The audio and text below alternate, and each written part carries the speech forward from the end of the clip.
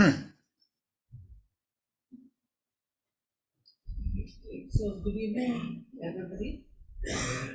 On behalf of Tushita, I'm really honored to welcome Venerable Geshe Dorji Damdul, who is coming to our center after a year. But I must say that last year, this was Geshe-la's first physical teaching post-Corona. So, Geshe-la has now taken you another year to reach Tushita.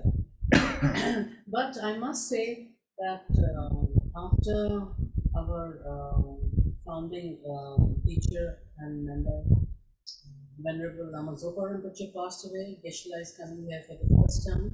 So, Geshe-la, we are very grateful to you that you always agree very graciously to come here and teach. And Rinpoche always used to really admire you for your contribution. And just a brief introduction, though Geshe-la doesn't need one, but I think we have to do this formality, Geshe-la. Venerable Geshe Dorji Damdul is currently the director of Tibet House, New Delhi, the cultural center of His Holiness the Dalai Lama. He also gives regular lectures and leads philosophy classes at Tibet House and several universities and institutes all over the world.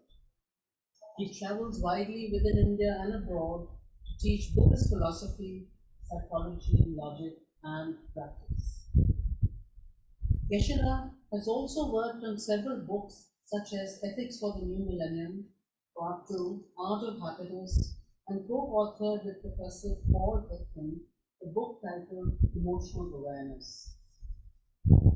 Geshe-la has written a number of important papers for national and international conferences on the theme of the paradox of the brain and mind and ultimate reality according to Arya Nagarjuna.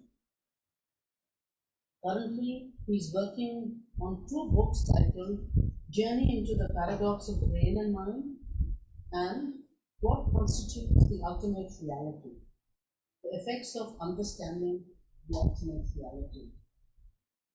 We are very fortunate, Geshe-la, that today you're going to give us a teaching on the 6 perfections, namely generosity, morality, patience, diligence or effort, concentration, and wisdom. So, Geshe-la, I think it's very important for all of us to understand the significance of the 6 perfections in our spiritual journey. We look forward to your teaching. Thank you. Thank you, Professor Renuaji. Thank you so much. And Venerable Namjongla, nice to meet you. And all my friends here. Most of the faces are familiar to me. Okay, so what we do is that as you all know, that this is Tushita Center in Delhi. And Tibet House and Tushita Center, we're always very close to each other, and we support each other, and it is always very inspiring to see that they're very dynamic. The leaders like Professor Renuaji, and in fact, I feel that whenever there's an institution, at first I ask is who's the director or who's the head.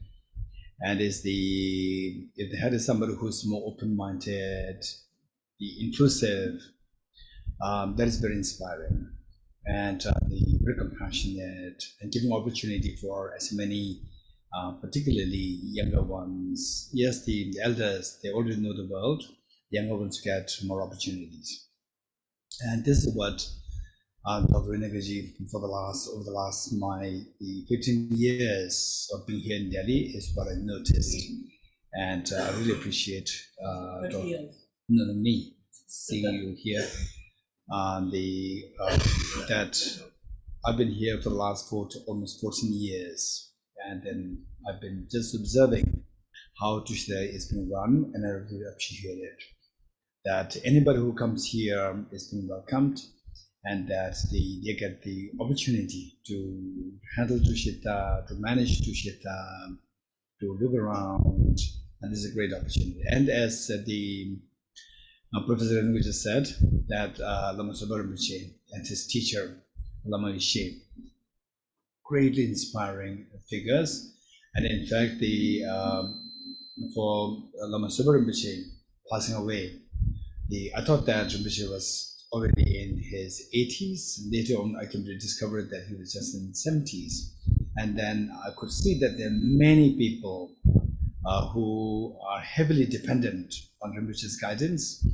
And then for them, it is like, for example, say His Holiness the Dalai is there, who is the teacher of Lama Tsopa Rinpoche himself.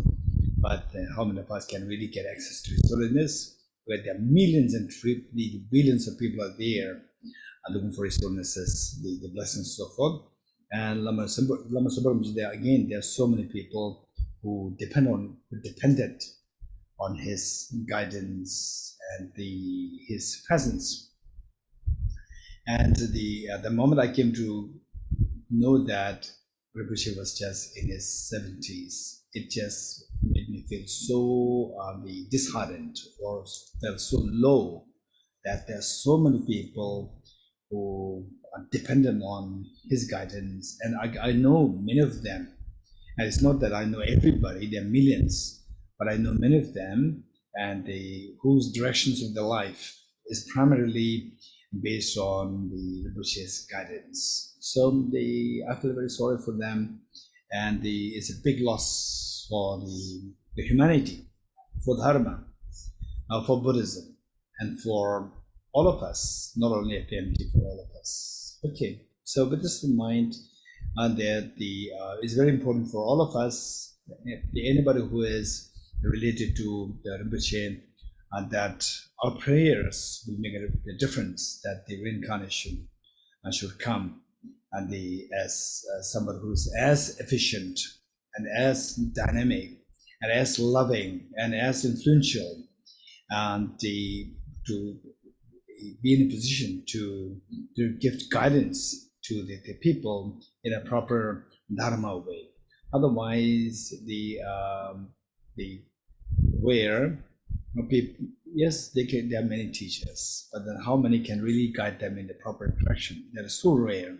And I have a deep respect to Rinpoche in this regard, because I know many of my friends who have been inspired to study bodhicitta, wisdom emptiness, for some of the girls to become nuns, for the boys to become monks, and so forth. This is so precious.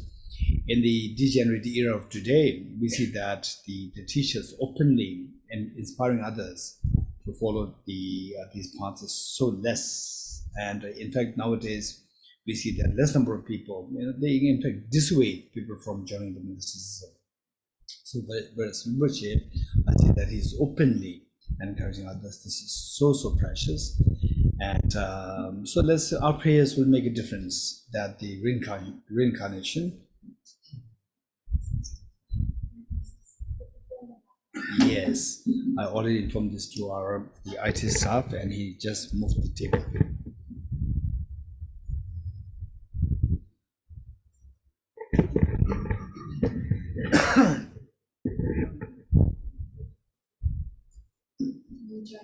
Hello, can you hear me better? Hello, can you hear me? Good. Okay, so our prayers will make the whole difference. Given that we're all the beneficiaries of Rinpoche's reappearance to planet Earth, we pray, and these prayers have impact.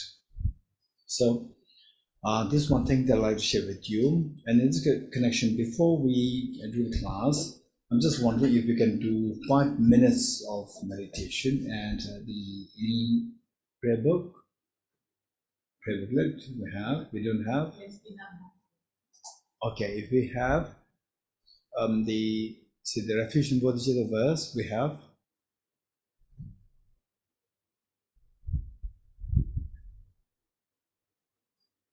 Okay, otherwise we do one thing. Before that, since that we already are getting a little late, we will say this verse in Tibetan, followed by in English. Sanje joda zoge jonam la chanju pardo nane kyapsu che dagi jinso ye dola benye sanje du barajo sanje joda zoge jonam la chanju pardo nane kyapsu che dagi jinso gebe sonam ye dola benye sanje du barajo sanje joda zoge jonam Kanjo bardo dane gyabsu che darge chinso kebe tsonamge dola denge sanje do barash. Okay, so the setting proper motivation with the visualization of the Bodhisattvas in space in front of us, so loving, caring, embracing.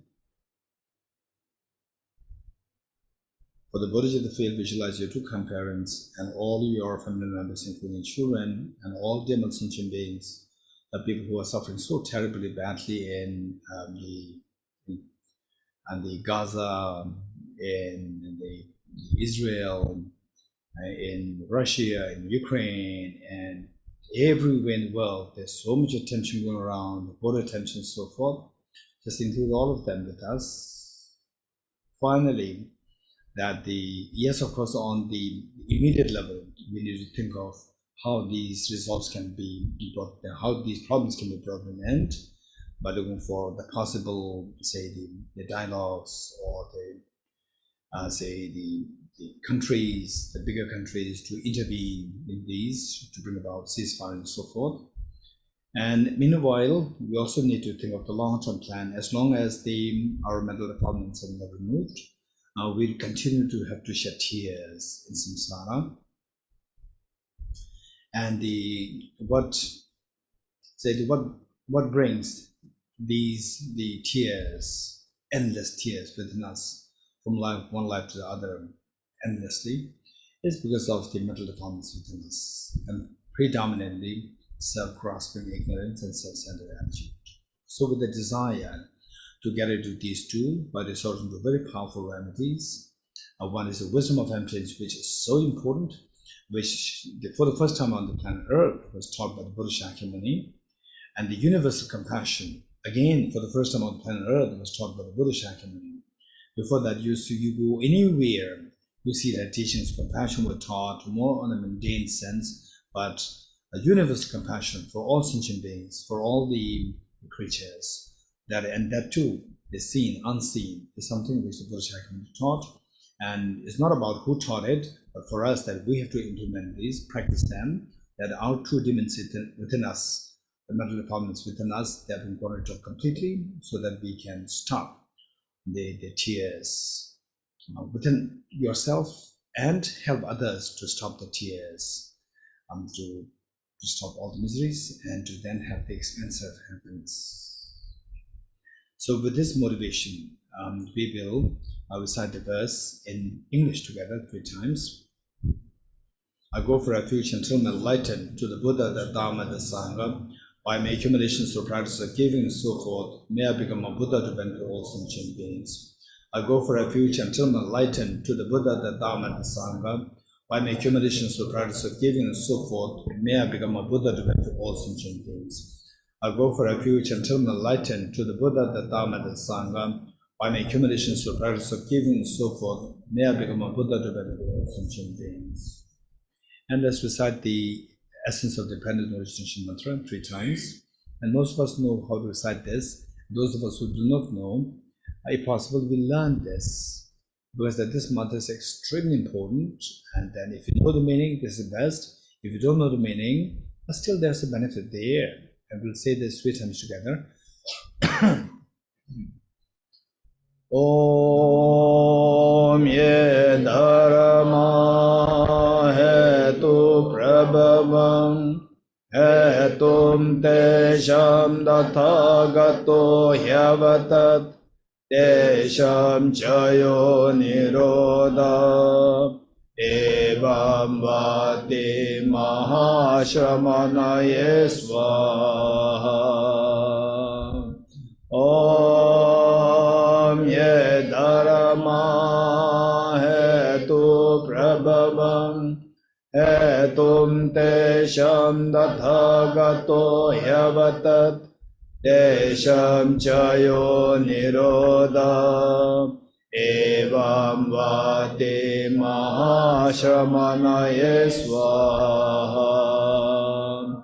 Om ye dharma hetu prabhavam hetum tesham dathagato yavatat tesham chayo nirodha evam vate mahashramanaye swaha. All phenomena arise from causes. The causes are taught by the Tathagata. The cessation causes is well as taught by the great seer. Yata Om Gate Gate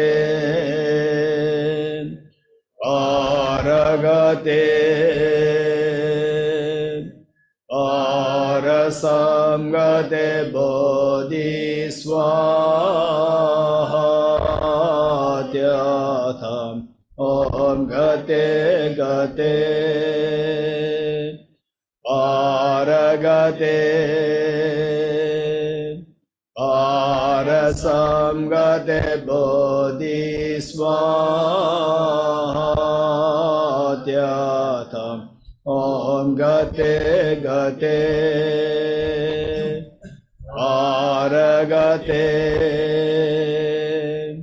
Arasam Gate Bodhi Swaha.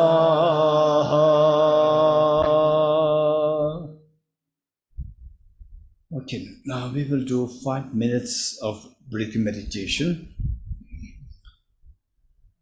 Okay, for this, what we do is that I'm going to, since that most of you are already familiar with the teaching meditation.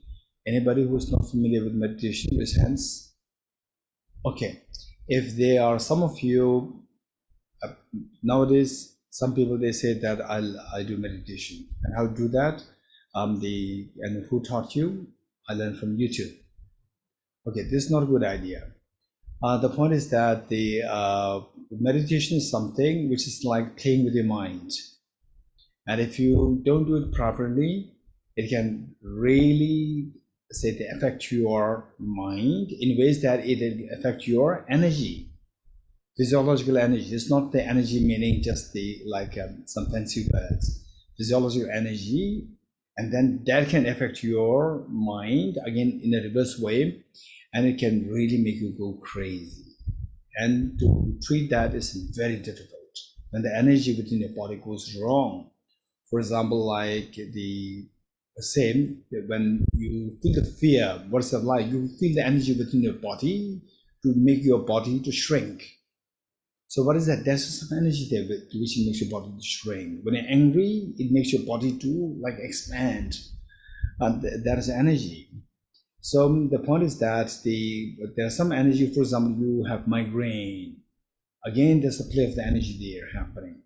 And it's just a play of the energy within, and the same. Sometimes with the taking food, how you talk, how you interact with other people, environment, the weather, and so forth, they can affect the energy. And the one thing which can directly affect the energy is your meditation. So therefore, if you don't learn the meditation technique well, number one, if you do it from the YouTube, it can be very dangerous. And number two, that even if you learn from a teacher, to make sure that you learn it very stably, don't just jump to say that, oh, meditation on the Mahamudra, meditation on the what is that, the great completion, Dzogchen, Tantra, and so forth. And yes, this is very sad. Some teachers, they really don't take this and they give this warning to the students, and then the students they just jump in, and eventually they suffer. And they go through this mental. In fact, I met with several such people who do these meditations, and then finally they couldn't control their mind, because the mind is affected by the energy. within you, and you suffer from insomnia and all these problems. And sometimes when the energy goes wrong, it can be acutely painful within the body, very disturbing, insomnia, and various problems can happen. And then to create this problem is easy, but to fix this problem is very difficult. So therefore, the point is that whenever yourself, your friends, if ever you come across people who like to practice some meditation, number one, you should learn from the, say, a proper source, number one. Then number two, that don't jump to the top from the ground. First, the easy one, get some experience of what is the meaning of the calmness of your mind, the control of your mind in terms of not being wavered by the mental scattering or mental laxity. So you get some exposure to that experience. Once you are there, then you can gradually go into the subtler version of the meditation. And then gradually, if you really get some degree of the stability of your meditation, then you can go into, like observing your mind, what the mind is like, and that too with the help of say the help of the standard teachers. Okay, so with this in mind, what we do is for the meditation, so basically, to make it very quick, we don't have much time. How much time we have is over 7 till 8 o'clock, and then we can have question answers. Yes. So we'll do the meditation for 5 minutes. And meditation, in the first place, meditation means to habituate your mind on a virtuous object. And with this habituation, there are two kinds. Keep in mind that finally our job is to get rid of your mental departments. Each one of us, we have the seed of perfection. Seed of perfection, meaning that what you want, we want happiness. What you don't want, we don't want suffering. For example, the young boys and girls, you have so much stress having to crack the exam, competitive exams, very stressful, right? And people think of, so let's say you finish your school, you finish your college, university, now you have to do something, a job, and as this person started a startup, doing so well, I also have to start a startup, and then easily, how many startups? Out of 1,999 crash, right? And then what little money that you have, saving that you have, just thrown into the ocean, gone, and you go through deep depression. So these things happen. So the point is that finally, this is not your true nature. And some people, they go through deep depression. The point is that we have to identify, number one, we have to know that we have the true nature of our mind. Find is your mind which place. For example, like the clay. The clay, you can design it in the form of demon's face, or in the form of a Buddha's face, or Jesus Christ's face, which is so appealing. Just look at the face of Jesus Christ. There's so much joy, so much calmness coming. Like the Buddha's face. Everybody keeps the Buddha's face as a decoration piece. So this is because that the Buddha represents peace, calmness, and compassion. So people that, and eventually it becomes also like a decoration piece. But nobody will keep the demon's face as a decoration piece. It will not become like a fashion. So the point is that our true nature of the mind is extremely peaceful, extremely courageous, and extremely happy, no fear. That's the true nature of mind. And don't just believe, don't just think that, okay, he said it, it may be true, I don't know, but within me I see there's no hope, nothing hope there. This can be how we feel, but this is something that we have to gain conviction in. We have to learn it. Don't just have a blind faith in this. We need to have get conviction in this, that I have the Buddha nature. If you are deeply convinced of this, for me, I learned it since like 30 years ago. When I was like 1920s, joined the Institute of Buddhist Dialectics, I learned about these things. And then they say The only when I started to interact with the people, seeing the people grow, somebody was a very small child, then they growing now like 16 years old, 17 years old, 20 years old. Those who I met in the late teenage, now they grow like they become 30, 40 over the years. When I see the difference, the changes, then the conviction, the presence of Buddha nature within the individuals becomes very strong. It's very true that even those people, even those who the first meeting with them, we see the person not so intelligent. Not only the person is less informed about the less read, less the what he read or informed about the philosophy and so forth, and also in terms of IQ is much less. Later on, but very consistent, the perseverance of the engagement with the Dharma, consistent for the last 10 years. Today is very different. This is what I noticed. So then I see that it's not about whether the individual performs good, performs so well, successfully in school or not. It's about your consistency in the pursuit of a meaningful wisdom or intelligence, like the teachings of Buddha, the philosophy. Then we see that the Buddha nature is very true, that exists in everyone, be it male, female, there's no difference. And some traditions, the traditions I would say, be it the mundane tradition or a religious tradition, they will believe that the male is superior to the females. And so I personally very strongly say that anybody who believes in this, that the male is intrinsically or the congenitally more gifted in terms of intelligence, these people are, the people are backward and the society is backward. This is reality. Male, female, there's no difference. This is reality. And I strongly, now I feel that very strongly from my exposure to the world, seeing different people in this world. Okay, so with this in mind, our job is to remove the mental defilement so that the true nature for us, within us, it gets manifested. So how to do that? For that, we need to remove the mental defilements. To remove the mental defilements, like the gold mixed with the mud, then for the ordinary people, we see that there's no gold there, it's just a mud, we'll dump this. But the gold experts, for them, there's a gold there. This is so precious. This is by no means this is something they like the ordinary mud. There's a gold there. And how do you know that there's a gold within me? No, I don't see any gold within me. And so what he or she will do is help us to remove the mud.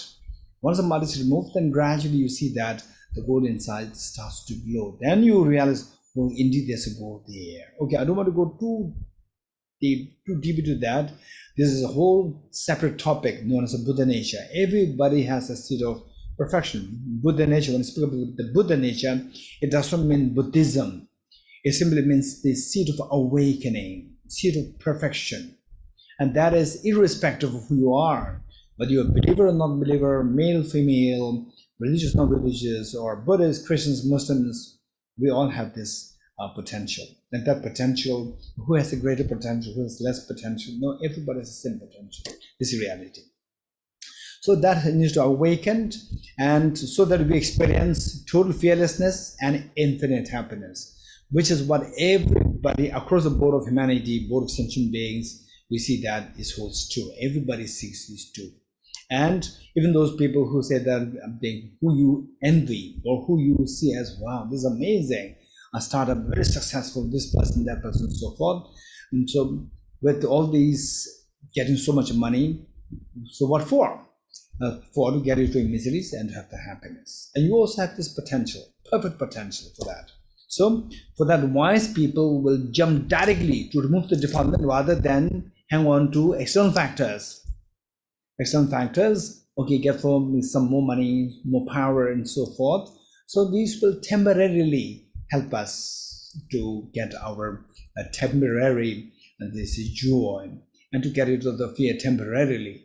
But the wise people will look for insight to remove the dirt so that the fearlessness is the exposed in its bare form, and the infinite happiness is exposed in its bare form. So these are the wise people, and those people who look for outside for expecting happiness and the power and so forth. So these are not really wise. And those people who can go for both, this is the wisest.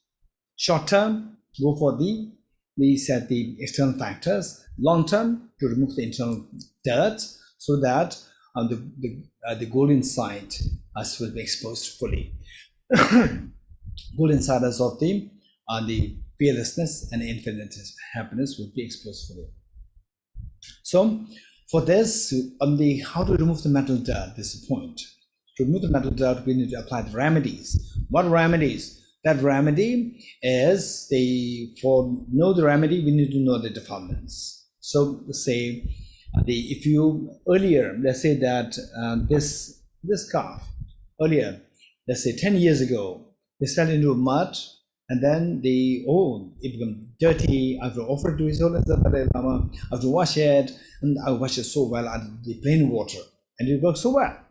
And then yesterday it fell in a grease oil. And then last 10 years ago, I washed under the plain water, and it worked so well, it became so clean, I washed it. No, the grease doesn't go away. So I seek your help. So what happened? So 10 years ago, I washed under the water, it worked so well, it became so clean. Now, it's not becoming clean. What happened? Is they changing the water? Anyone? What would you say? Quick. Anyone? 10 years ago, it worked so well that I fell in the mud, and I washed it, and it became so clean. So yesterday it fell in the grease oil, and I washed it in the same water. It's not becoming clean. What happened? Is there a change in the global warming? Was the water changed? The right method. Anyone else? Not the right method? Anyone else? Quick, to save time. Huh? Why? Earlier I did not use soap. Because the mud. Yes, the mud and the grease, the nature are different. You're getting it? So to know what kind of remedy to apply, you have to know what kind of the dirt, what kind of pollutants are these? What is the nature of the pollutants? So we see that the nature of the pollutants within us, twofold, to be very quick. We don't have time. Very quick, twofold. One is ignorance, and the other one is selfishness. Where one is very ignorant, you will continue to suffer, be it in mundane sense or in a spiritual sense. Where there is selfishness, you will continuously suffer, be it in a family, in a community, in the world, wherever you are, you will continuously suffer. These are the two demons inside us. These are two mental dirts. And these two will give rise to the offshoots in the form of attachment, anger, jealousy, fear, and so forth. And this is a problem. So somebody who really thinks of getting rid of the ignorance, getting rid of the selfishness, these are the wise people. So that will really give you the ease. For example, just think, it's common sense. So where say that somebody they throw a stone, and the window glass is broken, and then mentally you're so disturbed. What is this? Who is that? Then you go out, I'll sue this person. Window glass, how much it costs? Maybe 200 rupees. You go to sue, right? And you have to hire a lawyer. Lawyer will take you 30,000. You're getting it, and then you lose your time. So this time actually you can go to work. You get say 30,000 to lawyer. You lose 60,000 easily. You get it, and then anger. You have to go to hospital. Hospital charge you another 10,000, right?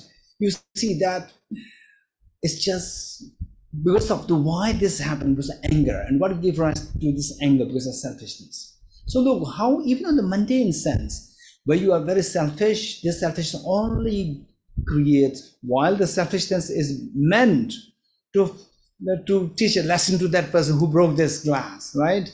Actually, what the selfishness wants is that the person should be surrendered to you, say that I'm very sorry, and what should I do? You say you have to fix this, and then you have to pay money so that you will not do it again, right? So this is what it never happens like this. Instead, you lose money, you lose health, you lose sleep, you lose your appetite, you lose everything. This is all because of the selfishness. With the selfishness, family will not be happy. Family will be really broken. Even in the mundane sense, believe it or not, in the family, where there's a selfishness, The family is broken. There's no, the cordial family there. There's no feeling of the beautiful atmosphere. That is lost, that's damaged. So these two things, where the education is missing, ignorance is prevailing, finished, there's no happiness. This is a problem. All these problems are because of these two things. But these two demons, they are not your true nature. Your true nature is very different. Your true nature is extremely beautiful.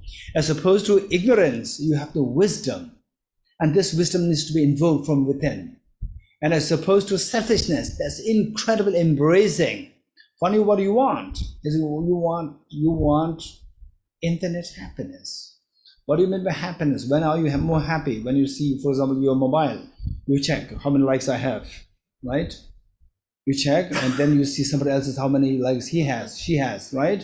Or he has 20,000, my one has only 2, right? You feel so sad.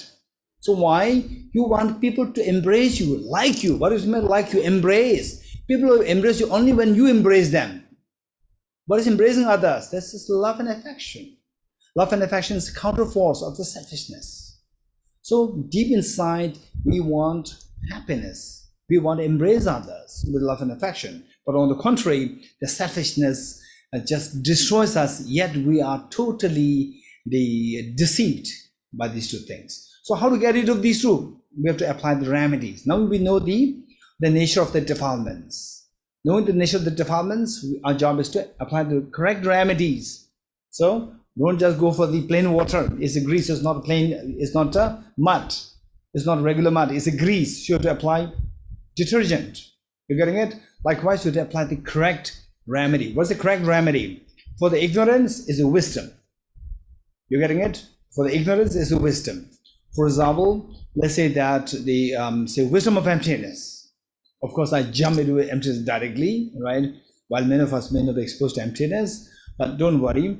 And some people, they think, what is emptiness? How many years you have to study? Namjongla tell me how many years you have to study emptiness? Oh, 10, 20 years. Oh, no. And then somebody's there. No, what is emptiness? What is study? What? Just go for direct practice. It's just like, let's say, just practice and you will feel the joy and the transformation. Right? It's so what? What is that? The marketing is so beautiful. Right? And whereas here the marketing is so boring. 10 years, 20 years studies, then studies, then what? After this, then you have to practice. Again, another many lifetimes, right? So the point is that this is something where we need to really work on. Believe it or not, if you don't study, you cannot get emptiness. Why? Emptiness and quantum physics. If you compare the two, I can say that with the emptiness experience, you will, if you really get the glimpse of emptiness, you have a goosebumps on the body. With the quantum physics, yes, of course, Niels Bohr says something. If you study quantum physics and if you're not shocked by it, you have not understood it yet. This is what Niels Bohr said.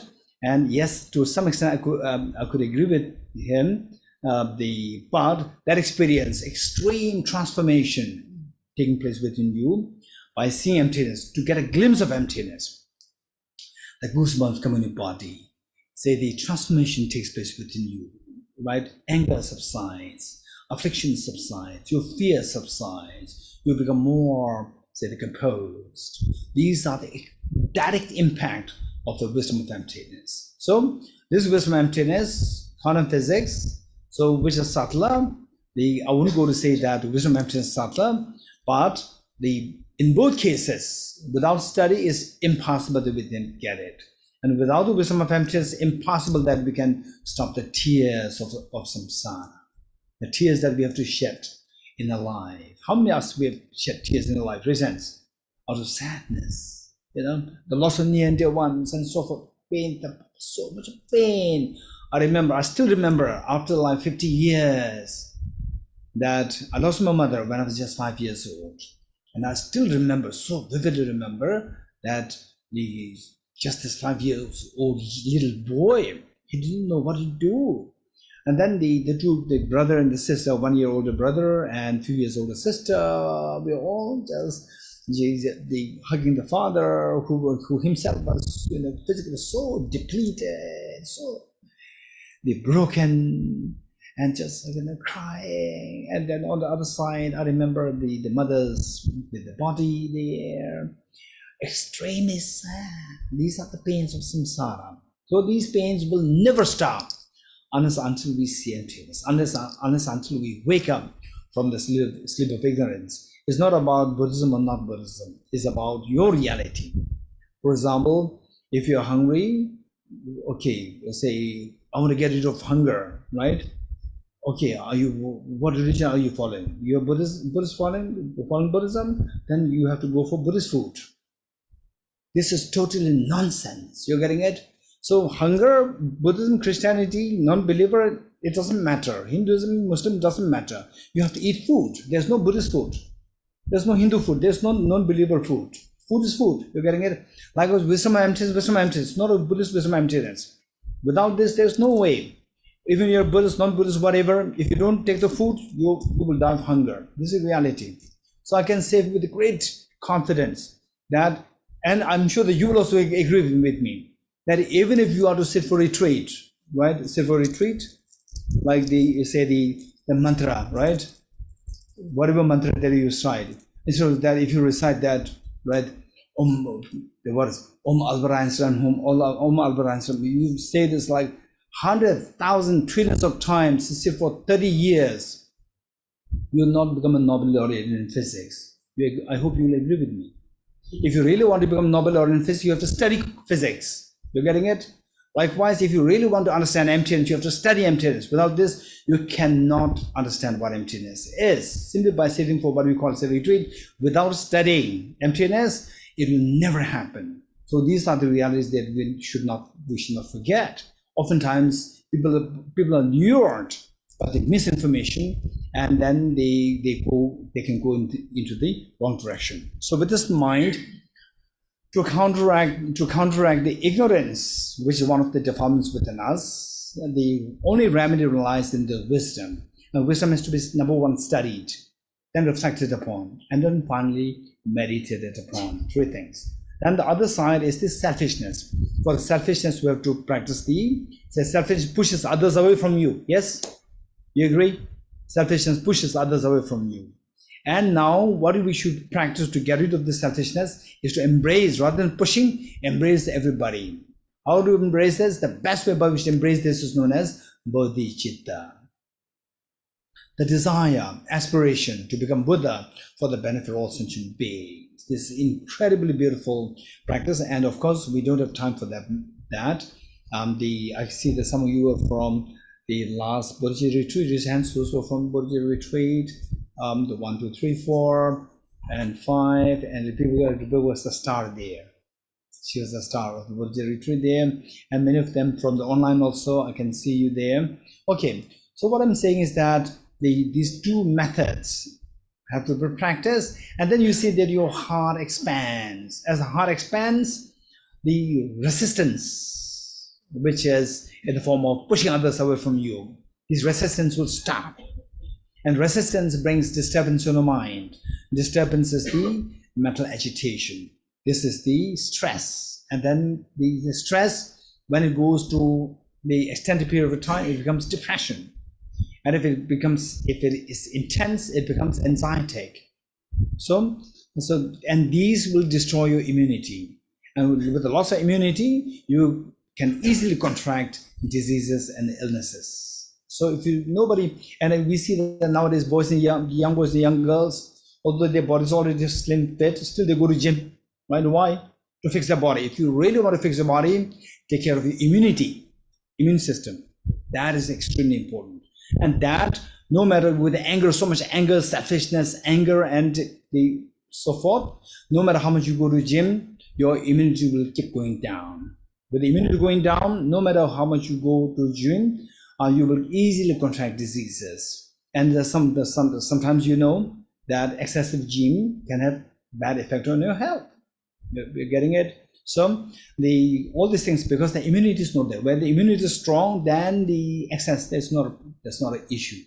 Where the immunity is down, then the excess, you see Somebody spending like 2 hours, 3 hours in the gym. You do that, and then easily you become sick, and it can kill you.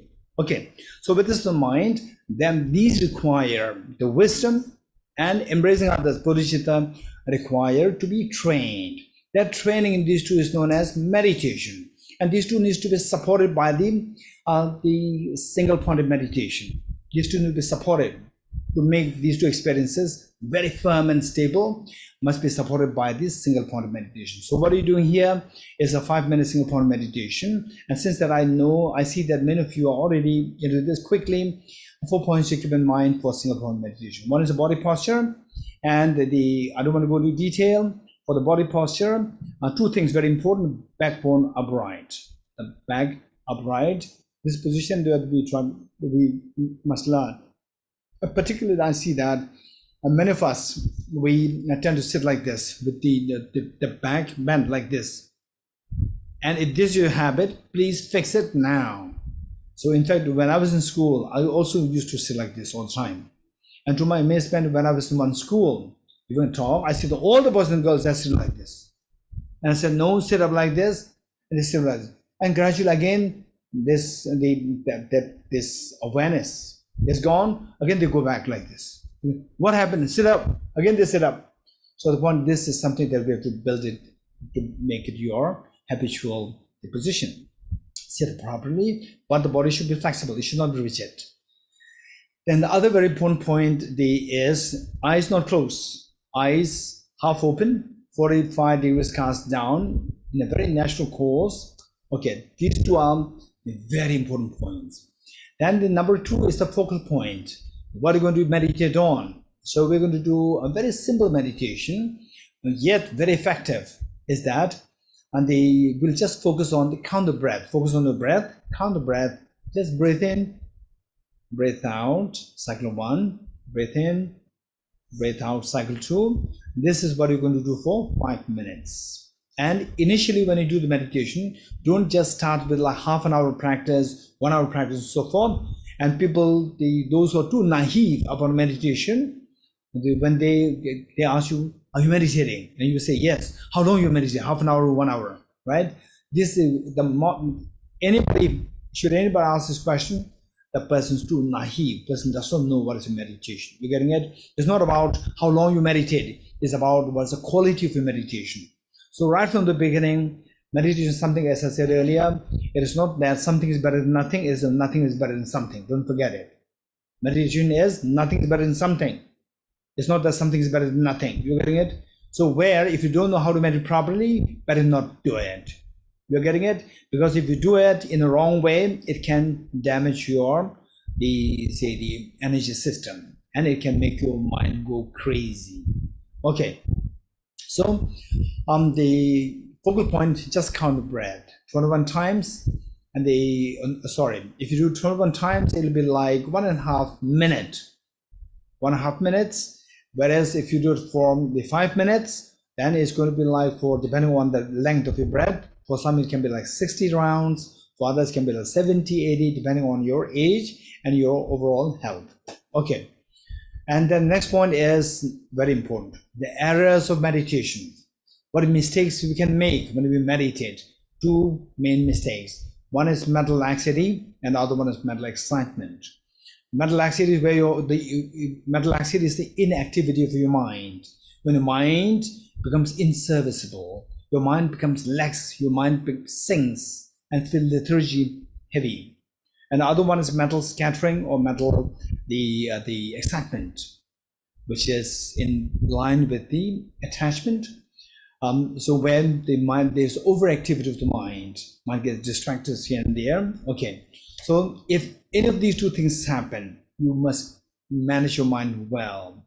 If you don't manage it, if you let your mind go into these 2 patterns, then better not do the meditation than to do the meditation for hours and hours. Okay. So when any of these 2 things happen, no need to worry. Just go for number 4. Number 4 is applying the remedies to overcome the errors. Applying the remedies. Remedies primarily twofold. One is introspection, and the other one is mindfulness. Introspection is keep an eye on your mind to see if your mind is meditating, or is already distracted, or is in lax state. And this was the introspection. So introspection is so important to just keep an eye on your mind to see if it is meditating or not. And if you see that it's distracted, not meditating, then we apply the mindfulness to bring the mind back to the intended object of meditation. Okay, 5 minutes. Ready?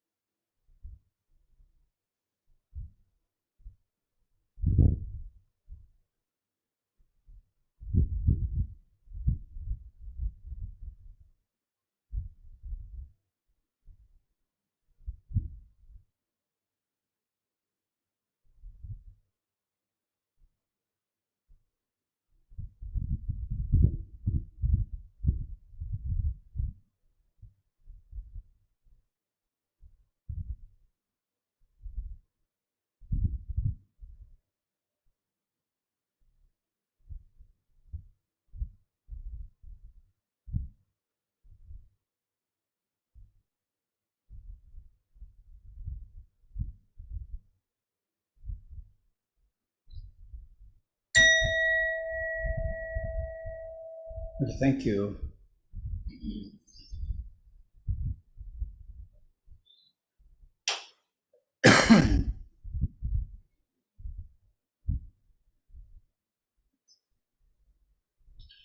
Okay, so what we're talking about is, for example, what we learned is about the selfishness, how destructive that is. It destroys your life, it destroys the life of the family, it destroys the life of the community, your country, the world.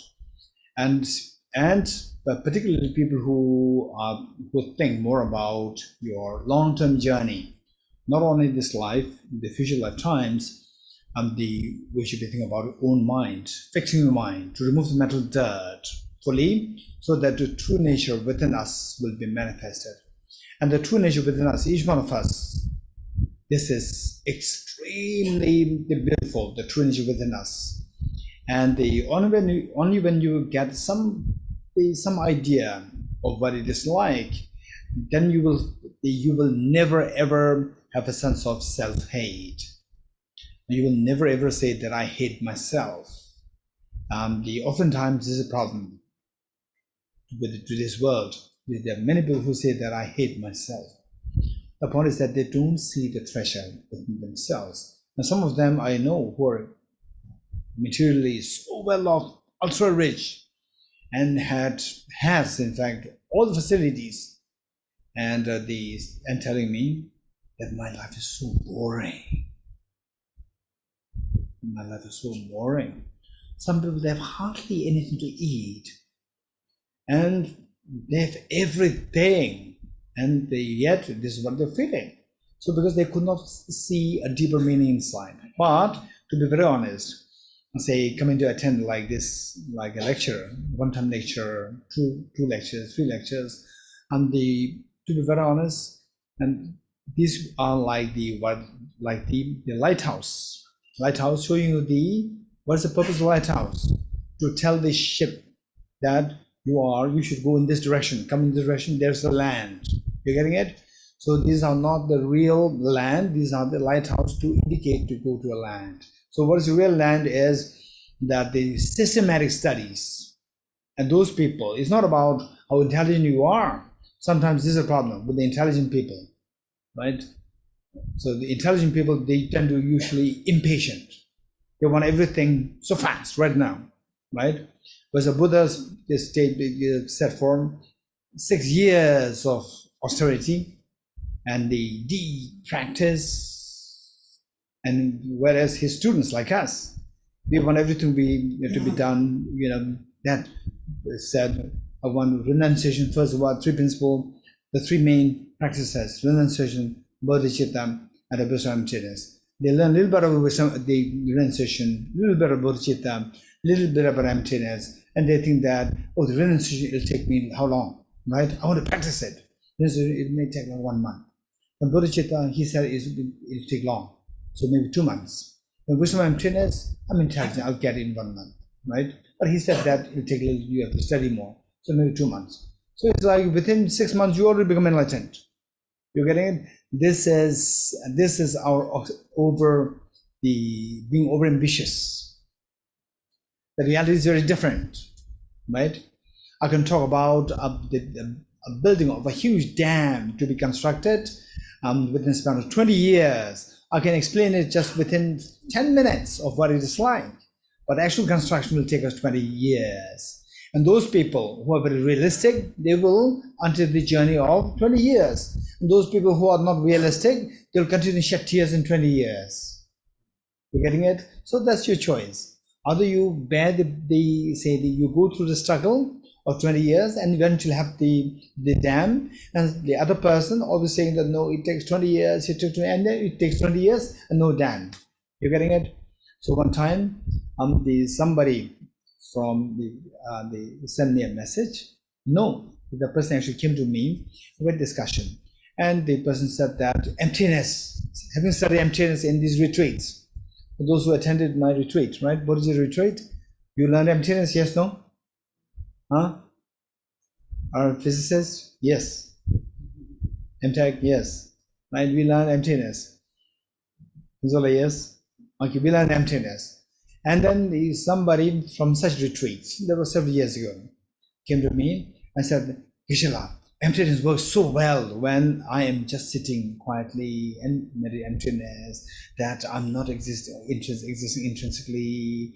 It works so well. But when I'm in the rage of anger and so forth, I try to meditate emptiness, it doesn't work. So what should I do? I said that how long have you studied and practiced emptiness? 20 years? I said, no. How long? And 5 years? No. How long? 1 year? No. How long? 1 month? No. For how long? Just 10 days. 10-day teaching on emptiness. You getting it? And then I said that don't ever tell this to the monk scholars in the monastery university. I study emptiness 10 days and you're expecting emptiness experience. You're getting it? I said that if you really want to see that the emptiness works well, even in your difficult situations, like emotions, when you're being flooded by the emotions, then you should do one thing, that you have to study Acharya Chandra with this text. And how long does it take? I said, minimum 2 years. And she said, oh, yo, right? And I said, it's up to you. 2 years are you, or whole life are you? That's up to you. If you don't want the 2 years are you, right, then you have to go for whole life are you, right? And whereas if you bear the 2 years are you, then you can save from you go through Ayo for whole life, and then future lives also. And this is your choice. Okay, so with this in mind, the point is that you need to know. So finally, these courses, even the retreats, they're quite intensive, right? Our physicists, yes, we have a young physicist here. Raise your hand. An MTag behind her. Yes. Okay. So they learned emptiness for like whole their retreat, and Rebecca studied very intensely for 10 days, right? Although she was with Tibet for the last how many years? 5 years, right? But 10 days she was very serious, right? Very serious. Okay, so what I'm saying is that these even 10 days is actually very good. Very good, but if you really want to leave an impact in your mind, then it should be they should have systematic studies. And systematic studies, and of course, when you study the 6 perfections, I'm going to quickly go through the 6 perfections. You will see that when you speak of the enthusiasm, there are 2 kinds. One is the enthusiasm of the consistency, and the other one is the enthusiasm of rigor. There are 2. And at the initial stage, enthusiasm of consistency is more important than the enthusiasm of rigor. Oftentimes, the people go for the opposite. When they start, they start so much rigor, and they say the rigor. When somebody is too much into rigor at the initial phase, I'm a little scared. When will this person start? Right? I'm just waiting for the time. Right? Luckily, some of the participants, they're opposite. They start slow, and then rigorous. Suddenly, 10 days, very rigorous, right? That happens. Okay, so what I'm saying is that systematic studies, that too, just go consistently. Initially, you may feel a little lost here and there. It doesn't matter. Be consistent. It's not about how much you have learned today, how much you have learned the last 1 week. It's not about that. It's about how consistent are you, right? So the point is that I always emphasize people, particularly some people say that Geshe-la's retreats are very intense. Are they intense or not? I says yes, they're intense. But I never ask people that you should have some exposure to Buddhist philosophy before you attend my retreat. I never say this. And even if some people, people do the hint to me that this should be the requirement made, I said no. I only want 2 things from the individuals. One, the person should have interest in this. Interest, number 1. Number 2, that the person should be consistent. Should be consistent. And consistent should be really consistent, not just being there, give the attendance and leave. Right? You understand what I'm saying? Some people, they go to college, they give their attendance, they leave. Some people, they go for proxy, right? Okay, it seems like there's nobody who does the proxy because you don't laugh. If you do that, you would laugh at, wow. Sometimes I do. Okay, so what I'm saying is that it's not just giving attendance and leave. You're getting it?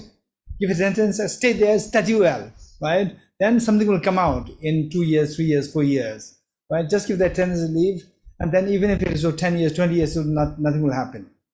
So consistency and study, this is so important. I assure you with confidence that it's not about how intelligent you are, what is your IQ level. No. Do I believe in IQ level? Yes, I do believe in that. I know that there's a difference there. But even this IQ level can be changed. Can be changed over the extended period of time. Study, for example, like the Acharya Chandrakirti's text continuously for like 1 year, 2 years, 3 years. Even your IQ level will increase. How do you know that?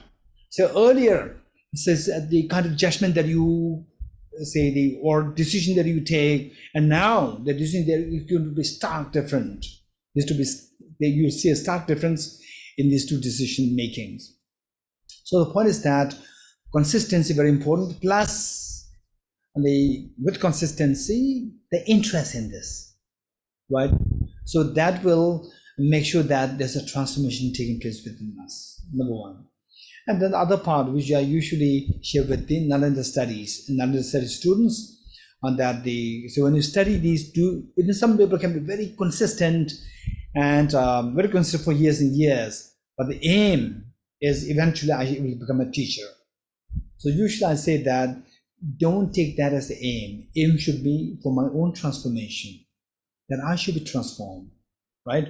If I don't have gold, how can I export gold? You're getting it? If I'm not happy, how can I teach happiness to others? So therefore, if I'm not transformed, how can I transform others? So the motivation should be that it's not about teaching others. I become a teacher, I become this. Don't think about this. Think of that this for my personal transformation. You're getting it? What degree of transformation takes place within you, that's up to you. That depends on the situation, but that should be the motivation. With this motivation, later on, then you may come across a situation where it is such that the Buddha Dharma is in such the bad shape that it needs the help of some people. So, for example, if you look at Lama Tsongkhapa, most likely this one, here. And for example, Lama Tsongkhapa, he was such an eloquent teacher, amazing eloquent teacher, enlightened teacher. And Arya Manjushri, where? Yes, behind Lama Tsongkhapa, here Arya Manjushri.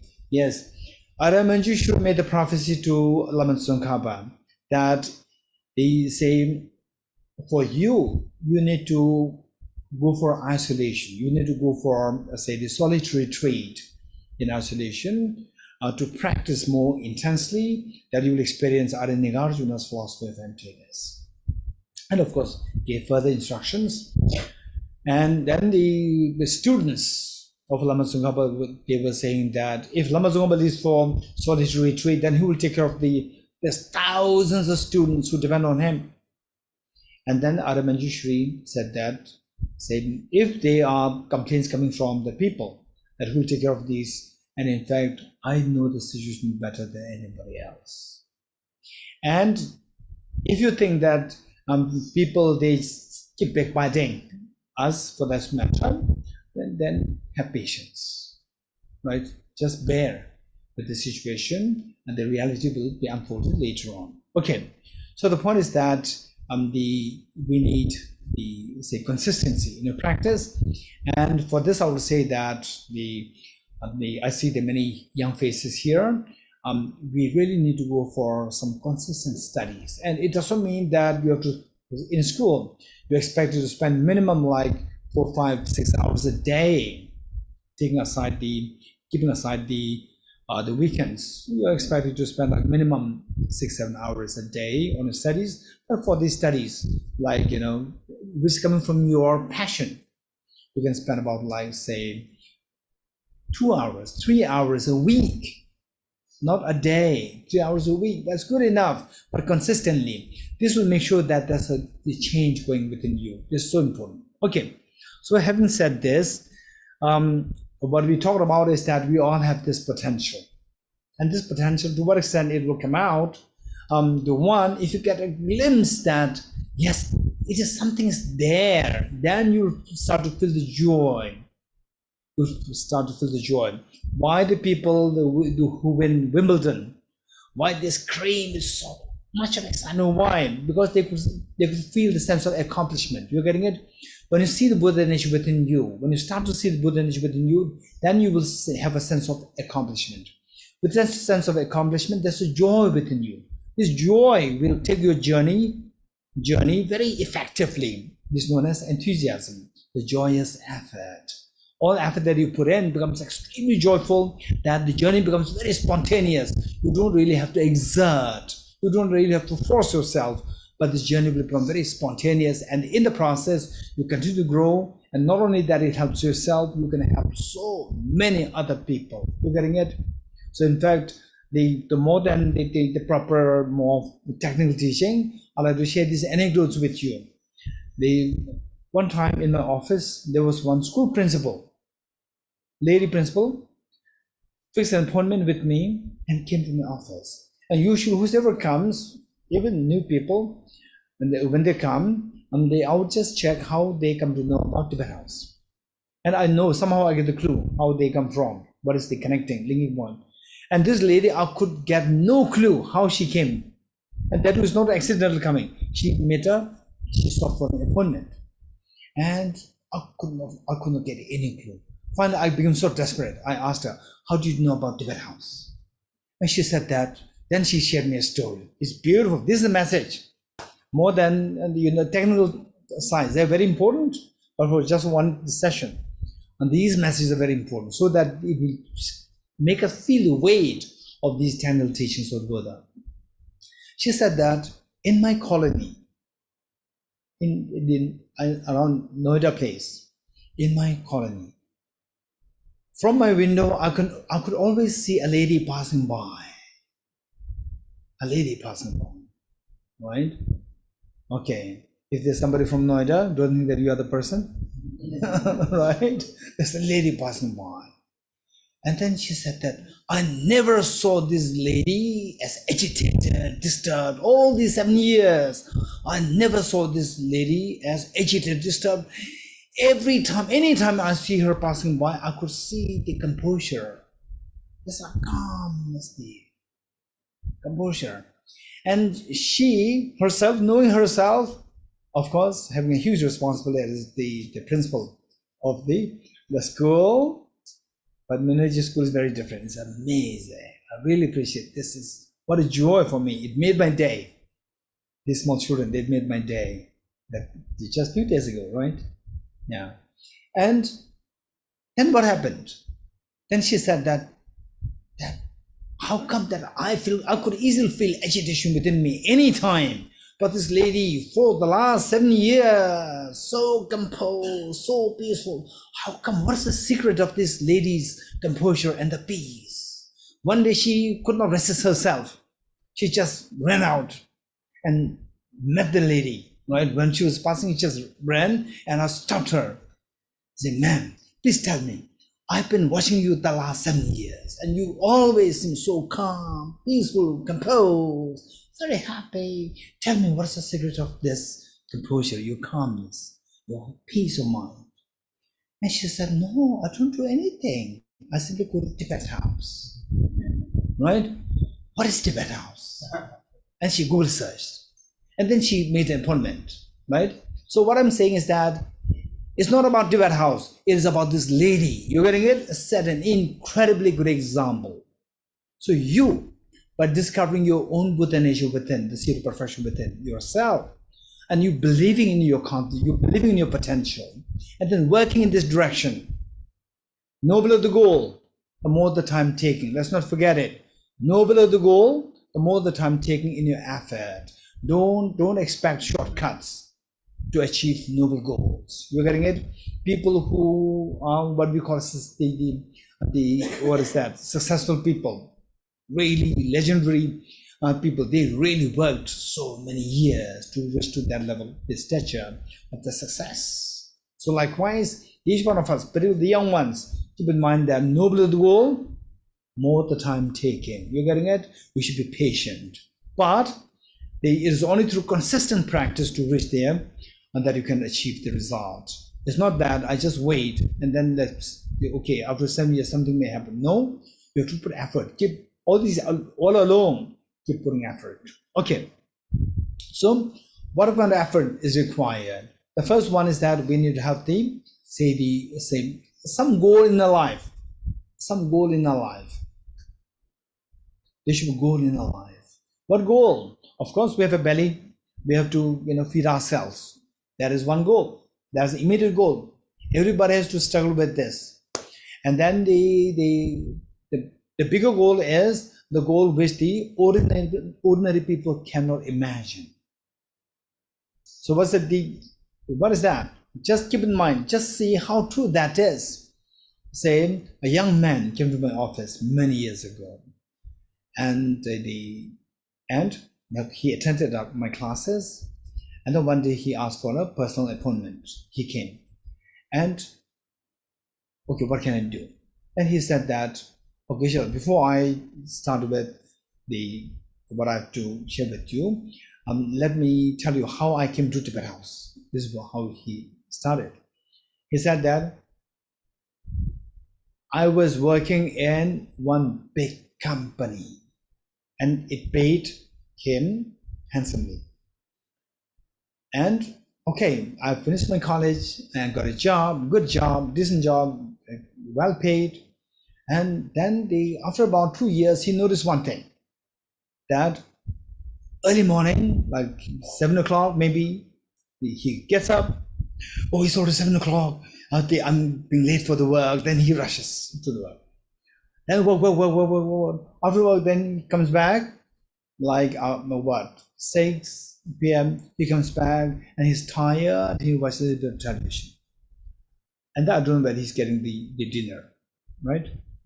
Television, he feels even more tired, right? And fall asleep on the sofa. And the next morning, again, oh, it's already 6 o'clock, again rush. And he thought, oh, gee, this is how I spent my life the last 2 years. I'm like a dog. You're getting it? There's no difference between dog and me as a human being. Even the dog also, like 6 o'clock, he gets up, he runs. He will not give a labeled job. Actually, it's a job to look for food, right? And human beings, we give a labeled job. But for what? To get money for what? To fill a belly. Same. Both you set off, right? And then in the evening, both of you come back, right? And the dog doesn't have a television to watch. He goes to bed directly. So that way it saves time. Saves time, he gets an extra 1 hour rest. And then for you, again, another extra 1 hour drain of energy watching television. You feel tired, you don't even go to a proper bed. The dog at least has whatever bed he has, he gets it. And so here you sleep on the sofa, right? And the next again you get up.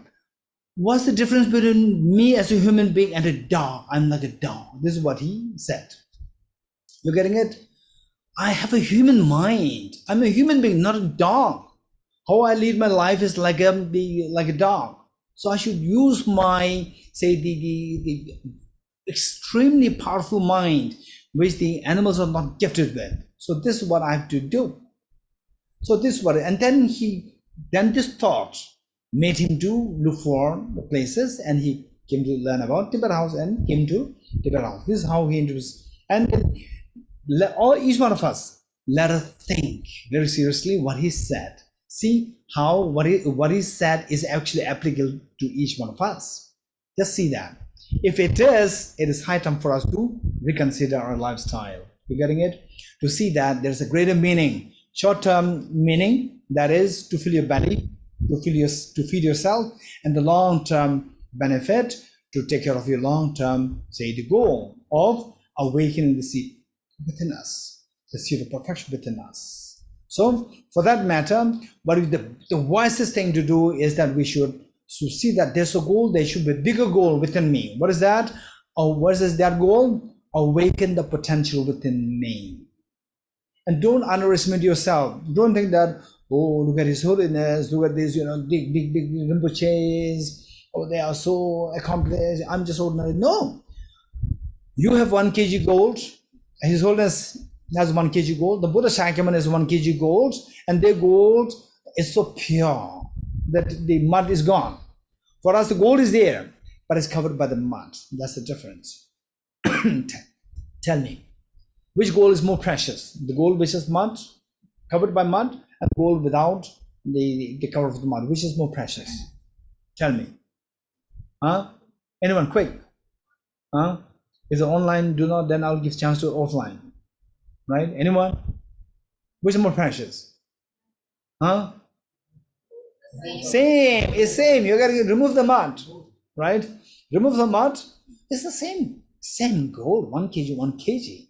So we are just the same. You're getting it? If you get this feeling, you see that, wow, this is amazing. I have a huge goal ahead of me to accomplish. That is to let this potential manifest fully. This is my long-term plan.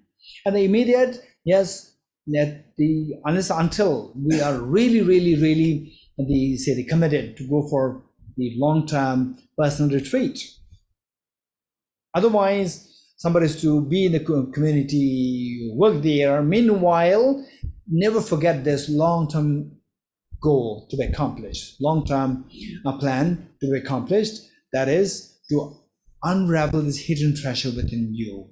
So how to unravel this hidden treasure? The goal is that I have to remove the mental dirt from this. So what is that? Purity inside, that is known as full awakening. And technically it's known as Buddhahood. Like Buddhahood doesn't mean Buddha, Buddhism. You're getting it? Buddhahood doesn't mean Buddhism. Ism is just a label. Otherwise, the Buddha meaning the awakening. Awakening. Anybody can be awakened. A Christian can be awakened. A Hindu can be awakened. Muslim can be awakened. Anybody can be awakened. The only thing is that to awaken, your mental departments are to be removed. You're getting it? So the goal is not to become a Buddhist, but to awaken yourself, to awaken your potential fully. And later on, say, okay, our physicist, what's your name? Chirinchuskit. So let's say that when Chirinchus is awakened, then she can start an ism. Chirinchuskit-ism. You can start it. You don't have to start. Your followers will create an ism. You're getting it? Say Lama Tsongkhapa came, and Lama Tsongkhapa never said that I will start an ism. And then his followers came about Gillisism. So this is what happens. But we should not forget that the goal is not the ism. Goal is to awaken your potential. This is the goal. So that we have found the goal now. So the same, many of us, I'm sure that you recite this verse that what is that? Gurus, Buddhas, and Bodhisattvas, I pay heed to you. Then, just as previous Buddhas have generated the mind of bodhicitta, and just as they engage in the Bodhisattva practices, likewise, I too will generate the mind of bodhicitta, will engage in the Bodhisattva practices, right? So, when we say this, you have already set a goal there. My goal is to awaken my potential within me. There's a potential within me that must be awakened. And you get a glimpse of this, that this is something which is doable, which I can actually do that. Even a glimpse, the joy, the calmness that you get is unparalleled. So with this in mind, you found the goal, and then you have a lot of things to do. It's not boring. You have a lot of things to do, right? Alongside your own work, your work, like you say, some of you may be teachers, some of you may be the employee, and some of you may be self-employed, whatever you're doing, and then do that alongside that. My passion is eventually to unravel this hidden treasure within me. So with this goal that I will awaken this hidden treasure within me. Technically speaking, this is known as bodhicitta. May I become the full awakened one for the benefit of all sentient beings. You getting it? So when you say for the benefit of sentient beings, some of you may think that what it is we're talking about your goal, and now for the benefit of sentient beings. No, I cannot do for others, I can do for myself. But to make it very short, the wisest thing to do is to experience infinite happiness.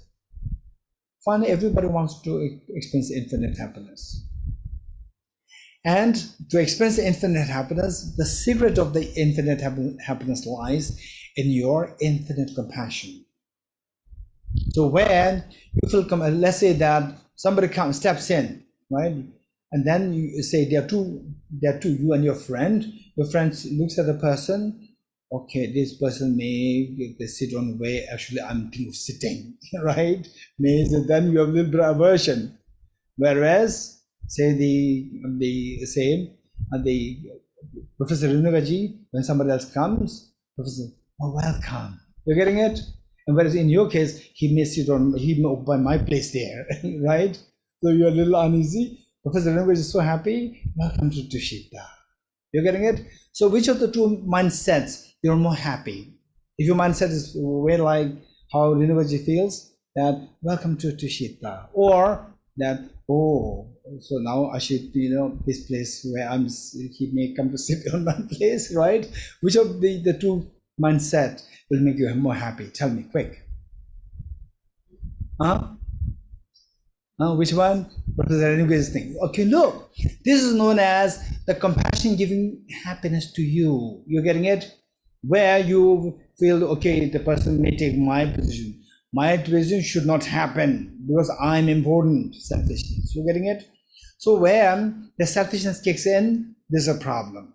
So we see that the real secret of happiness is where compassion grows, compassion expands, and it's very funny. The two methods to generate bodhicitta. The method of, Rebecca, what are the two? Oh, sorry. Right. Suddenly I asked. Right. Okay. What are the two, Nicola? Sevenfold cause and effect to generate bodhicitta, and a physicist. The method of equalizing the exchange of self for others, right? The two methods. So with these two methods, if you practice them, you see that, okay, I'm sorry, sorry, Nicola. Okay, so this is very important. When you actually practice these two methods, then your mind actually expands. When the mind expands with compassion, then the barrier, the moment the unknown person comes, still immediately you create a sense of barrier. Right? In what way this person may harm me? In what way this person may, there's a judgment. They say easily becoming judgmental. All these things happen. When your compassion increases, all these are dropped. The person comes, the person may be judgmental, may not be judgmental, it doesn't matter. Even if judgmental, you will not feel disturbed. You're getting it? This is beautiful mental state, extremely beautiful. We don't have time on this. Otherwise, these two practice bodhicittas. If you really go into detail, the study of this, and then actually practice them, this is the most beautiful mind in this universe. Believe it or not. You get this feeling, your mindset expands, and you feel such a relief there. This is the most beautiful mind in this world. It will not judge anybody. It will know everybody. Weak person is weak person, strong is strong, but the person will not judge you on that basis. Because you are weak, the person will feel compassionate. Because you are strong, the person will admire. You're getting it? It's a beautiful state of mind where the individual feels the maximum benefit out of this. Okay, now quickly, having this goal that may meaning that we aspire. Say may I have the audience with His Holiness the Dalai Lama. May I have the audience with this.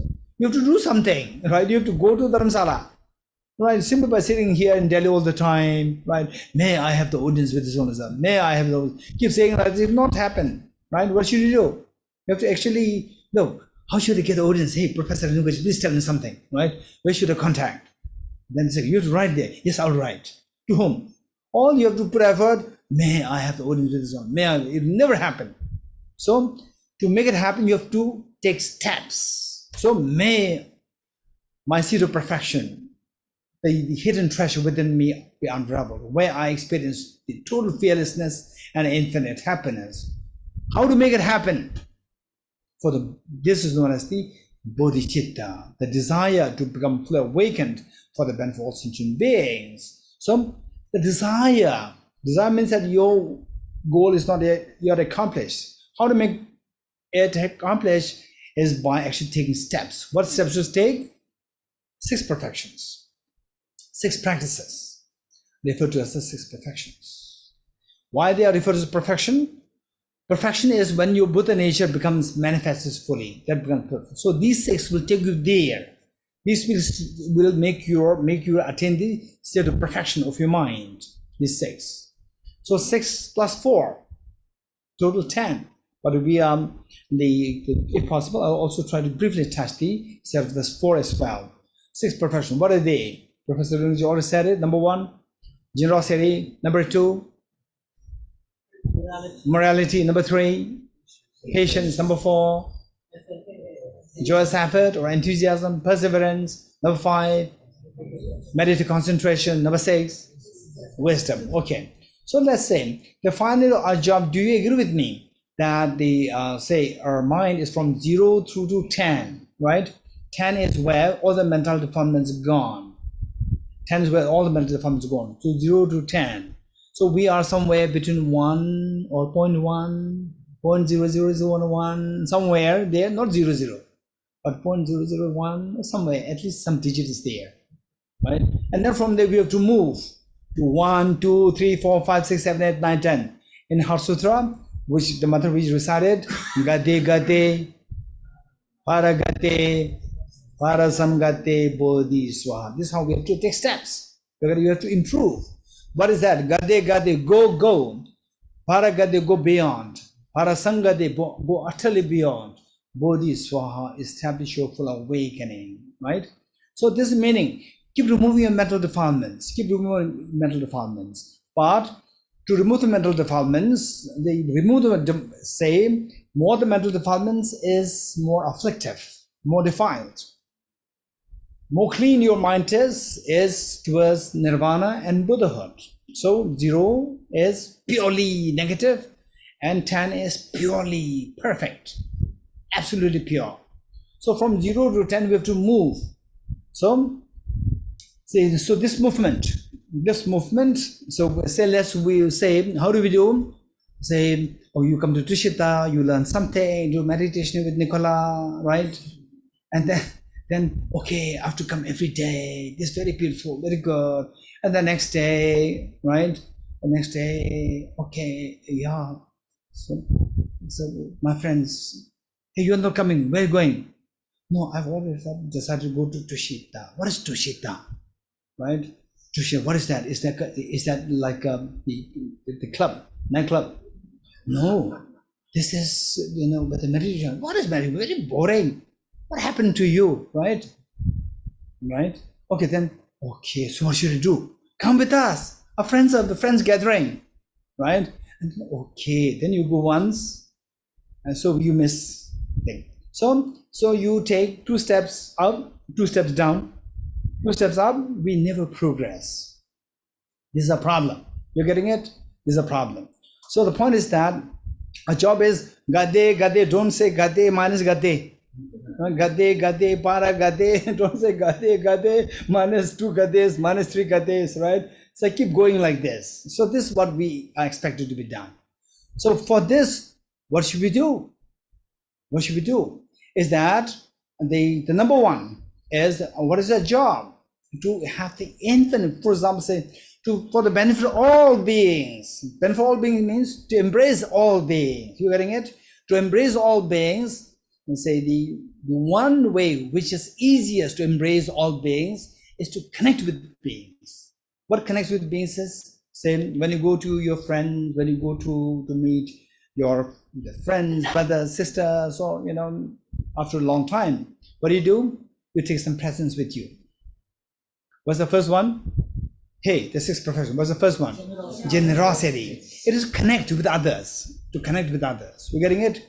Connect with others. So when you connect, then the virtues can flow. Virtues can flow.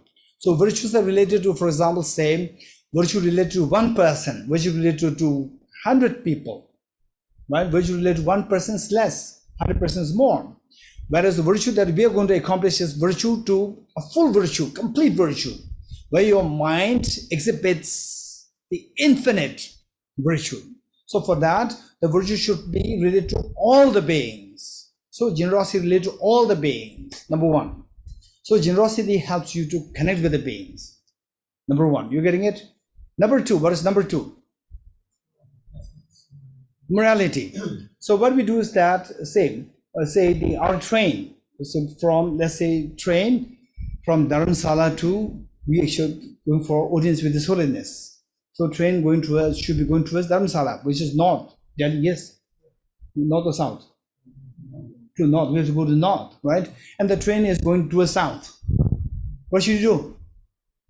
Your train is supposed to be going towards north for His Holiness audience. And our train is unfortunately going towards south. What should we do first? First, stop the train. You're getting it? And the stop the train is how fast the train moves. Look at our attachment. Look at our anger, right? So how effective the afflictions are. The train going towards the south. Huh? How effective? Somebody says, you stupid. What's your response? What's your response? You stupid. You are so fast. So this is how our train of negativity is moving so fast, so effective, right? So when the train is moving so fast, you stop, emergency stop, what happens? Hey, tell me, it's not a philosophy. Hey, the train is moving so fast and suddenly you need to have an emergency stop. What happens? The train will make a screeching sound. You're getting it? What is that? Why this screeching sound is made? Friction. You're getting it? Huge friction. So what happens is that, so if the say for example, hey, no anger. Your name, sorry? Abhishek. Hey, no anger, right? Say somebody says, Abhishek, what are you doing? Tushita, what are you doing? You stop it, right? You stop it, right? And then suddenly Rinpoche comes, hey, Abhishek, don't say this, right? Abhishek, don't say this, right? Okay, don't have a high quality afflictions, right? You stop it, so fast, so spontaneous, stop it. And then you remember it. So is it so comfortable to stop it, or is this resistance coming inside? Hey, resistance coming inside. No, Professor Renuka just reminded me not to say this. Yes, I will not say this. But inside, no, you have to say this. You have to say this. There's resistance coming. You're getting it? That resistance is because you are stopping your negative habit. So stopping the negative habit is the morality.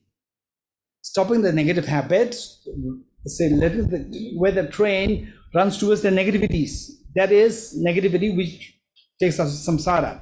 Now stopping it is the morality, stopping of the negativities. When you stop it, it's not easy. When you stop it, it makes the screeching sound of the friction. So for this, what should you do? Have patience. When the screeching sound happens, okay, this is not bad. When there's a resistance coming in me, right? Say for example, when I was in my 20s, 21, 22, 23, I practiced bodhicitta. Although my class on bodhicitta is still to be happen after 2 or 3 years. Then remember all beings are one's mothers, remember their kindness, and see the repaying the kindness, so forth, all the step 1, 2, 3, 4, 5, 6, 7, 9. This is step number 7. Then they say the number 6. So I will take the responsibility that all beings are free from suffering. And then how will you take the responsibility? May I become Buddha for the benefit of sentient beings. Suddenly I remember one person in my life who was extremely difficult. Me as a little boy, extremely awesome, except for this person.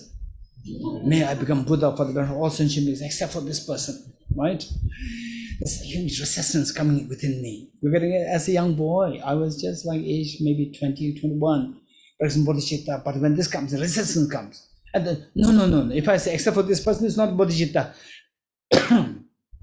You have several hours No, you have several minutes of practice. Bodhicitta it goes the wane, it goes is lost. So it's just wasted of time if you say except for this person. Oh, that's true. I should not be doing this. So when I say I should not be doing this, otherwise the time that I spent go waste. But inside me there's a resistance there. So when the resistance there is good indication. It is telling you that this bad habit, how much your mind is habituated in a bad habit. So that resistance in the form of impatience. Impatience comes, you have to practice patience. Number 3, patience. Okay, so with the patience, then the screeching sound stops. Then which means screeching sound stops, which means the train stops from going to the south.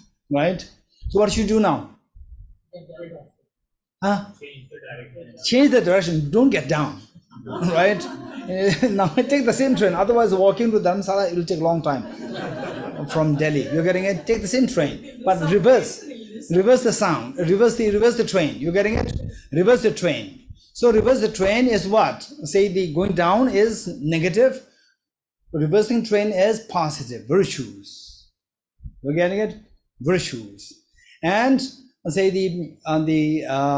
so with the virtues, same. If you want to go to America from here, aeroplane, right? You take an aeroplane or you take a cycle? MTech, tell me. Aeroplane, not cycle, right? Okay. So why not cycle? Cycle is good. It took too long time, right? So they say now you should reverse the train. That is towards the virtual negativity. Hey, tell me, you're in dazed. Virtue, right? And the virtue should not be like a bicycle virtue. It should be like rocket virtue. You're getting it? What is next? Hey, joyous effort. You're getting it? Joyous effort. Effort is a virtue, but it should be very joyous. When it's more faster, when it's more effective, when you're happy or when you're unhappy in doing a virtue. When you're happy. So make your journey, make your effort very joyous. So that the journey towards America will take you longer, or Buddha will take longer? Buddha will take longer, which means the vehicle that you use should be even faster. You're getting it? It should be a very joyous one. So joyous effort. What is next? So now you look, now you have your train, you have got an amazing train. The train which stopped going from the negativities, which train which is so supple in going towards the virtues. You have this train, right? What for are you going to use this train? This question. For full awakening. What does a full awakening means? That your mind, the treasure inside, the dirt should be separated from the treasure. How to remove the dirt? By applying the remedy. What is the ultimate remedy? Ultimate remedy is the wisdom of emptiness. You're getting it? The wisdom. Like this. So in a way, the Buddha identified our ignorance is the root of all our miseries. Ignorance is the root of miseries. And this ignorance is like darkness. You agree with me? Just as in dark, you don't see the reality. With ignorance, you don't see the reality. Just in dark, you don't see what is around you. With the ignorance, you don't see the reality. You are blurred from having the vision of the reality. So, how to get rid of this darkness? Anyone? To pray to Buddha. Buddha, please remove the darkness. Right? If the Buddha is sitting next to you, he'll be very upset. What a stupid follower. Right? Why do you light a candle? Right? Buddha, please remove the darkness. Buddha, please remove the darkness. What a stupid follower. Buddha will be very unhappy. So if you light a candle, Buddha will be very happy. Right? This is a smart follower, right? So you have to light a candle. So just as it is through lighting the candle or just introducing the light that the darkness can be eradicated, it's only through introducing the light of the wisdom that the darkness and ignorance can be eradicated. So the wisdom has to be introduced. So what is this wisdom? So this wisdom requires two qualities. One is that this wisdom, which is like the metaphor for which is like the light. This light should be extremely bright. If it's truly dark, you want to read book, if there's a very feeble light there, this is not good enough for you to read. It should be very bright. You agree? The light should be very bright, number one. Number two, not only the light should be bright, if the light from the corner of your room, if there's the mild wind blowing and the flame is flickery, again it strains your eyes. What is required? Not only that the light is very bright, the light should also be very steady. You agree? So you have to build to call it with the wisdom. The wisdom should be extremely sharp and bright, and the wisdom should be extremely steady. These are two qualities required. So what is number 5? Hey, number 5, meditative concentration. That is to build the steadiness of your wisdom. Meditative concentration is to build the steadiness of the wisdom. What is number 6? The wisdom, the brightness of the light. So these are the 6 perfections. And quickly, the first one, generosity, there are 4 kinds. The 4 kinds. Number 1, generosity does not only mean giving material things. Generosity, there are 4 kinds. Number 1, generosity of material resources. Number 2, generosity of love and affection. Number 3, generosity of protection, or generosity of protection, or generosity of protection from the fear. Then the generosity of wisdom, or generosity of dharma. 4. Of the 4, the last one is the most precious one. Generosity of dharma is most precious. But it doesn't mean that earlier 3 can be ignored. We should not ignore. We try best to engage in any of these 4 generosities. What is next? Morality. Morality, there are 3. Morality, refraining from negativities, number 1. Number 2, the morality of embracing virtues. Number 3, the morality of engaging in the welfare of the beings. 3. In particular, I would say that for all of us, morality of refraining from 10 non-virtuous actions. This is something that we have to think of. So identify what the 10 non-virtuous are. What 10 non-virtues are? 3 physical, 4 verbal, and 3 mental. You're getting it? What are the 3 physical? Killing, stealing, sexual misconduct. Just see how to stay away from these 3. Then 4 verbal. What are they? Lying. Then, hey, lying, harsh words, slandering, and then idle gossip. Lying, harsh words, slandering, idle gossip. The 4. Just see that. So in fact, for us, we don't really have to study too deep into philosophy to know what these 10 non-virtuous actions are. We just identify them and be mindful that I should not engage in these 10 to the best I can. What are the 3 mental? Covetousness. Covetousness is a major problem. Major problem that creates all the problems in the world, in the domestic. At homes, this is a problem, covetousness. Same, say the desiring to possess the possessions owned by somebody else. You're getting it? So for example, say, to be very honest, we should be very transparent, all these issues of cheating, men, female, men, women, all these things. This all fall into this category. We should be very careful. It creates all the problems in the family, right? And the family, everything happens because of this. And then the other things, I don't know. The covetousness, the point is that this is one which creates all the problems, which already is possessed by somebody else. And then you want to possess that creates all the problems in the world. Next is ill will, desire to harm somebody. This acute version of this is the manifest version, acute manifest version, or the manifestation in action of the anger.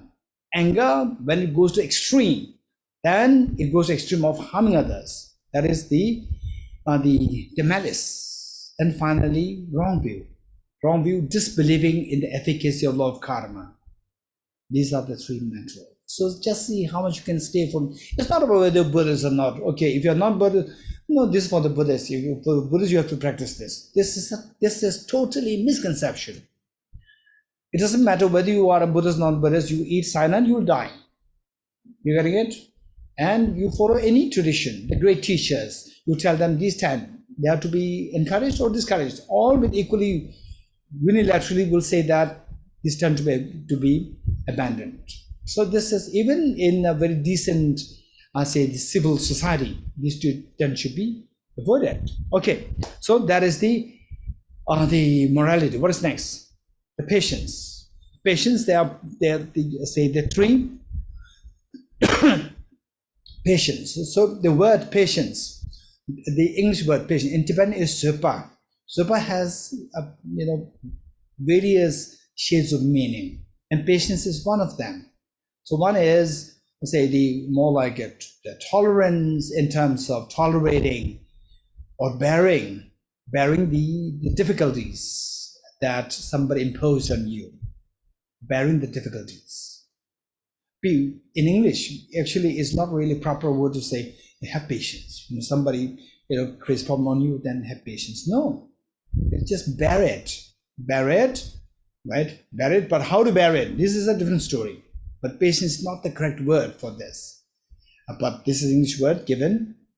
Then the two is that the paying no heed to the perpetrator. Paying no heed to the perpetrator of the harm on you. So for example, if somebody does harm to you, then you hold grudge against that person, this is person, and so forth. And that is what actually, destroys your mental stream. It will actually make your mind to push others away from you, because finally our job is to embrace everybody. And then they say, what about this person harming you? Harming you is because of ignorance. If this person also uncovers his potential or her potential within, the person will only embrace you, not harm you. So the fact that the person has the potential to embrace you but harm you is the indication that the person is acting out of ignorance and accumulating negative karma for him or her to suffer more in the future. Okay. Then the next one is the patience of the bearing the meanings, the profound meanings of the dharma. So the wisdom of emptiness is a very profound meaning. When you think about it, sometimes it can give you a sense of a fear. So here, this is not to have the fear, but this is so profound that if you habituate in this, instead of giving rise to fear, the fear will be mitigated.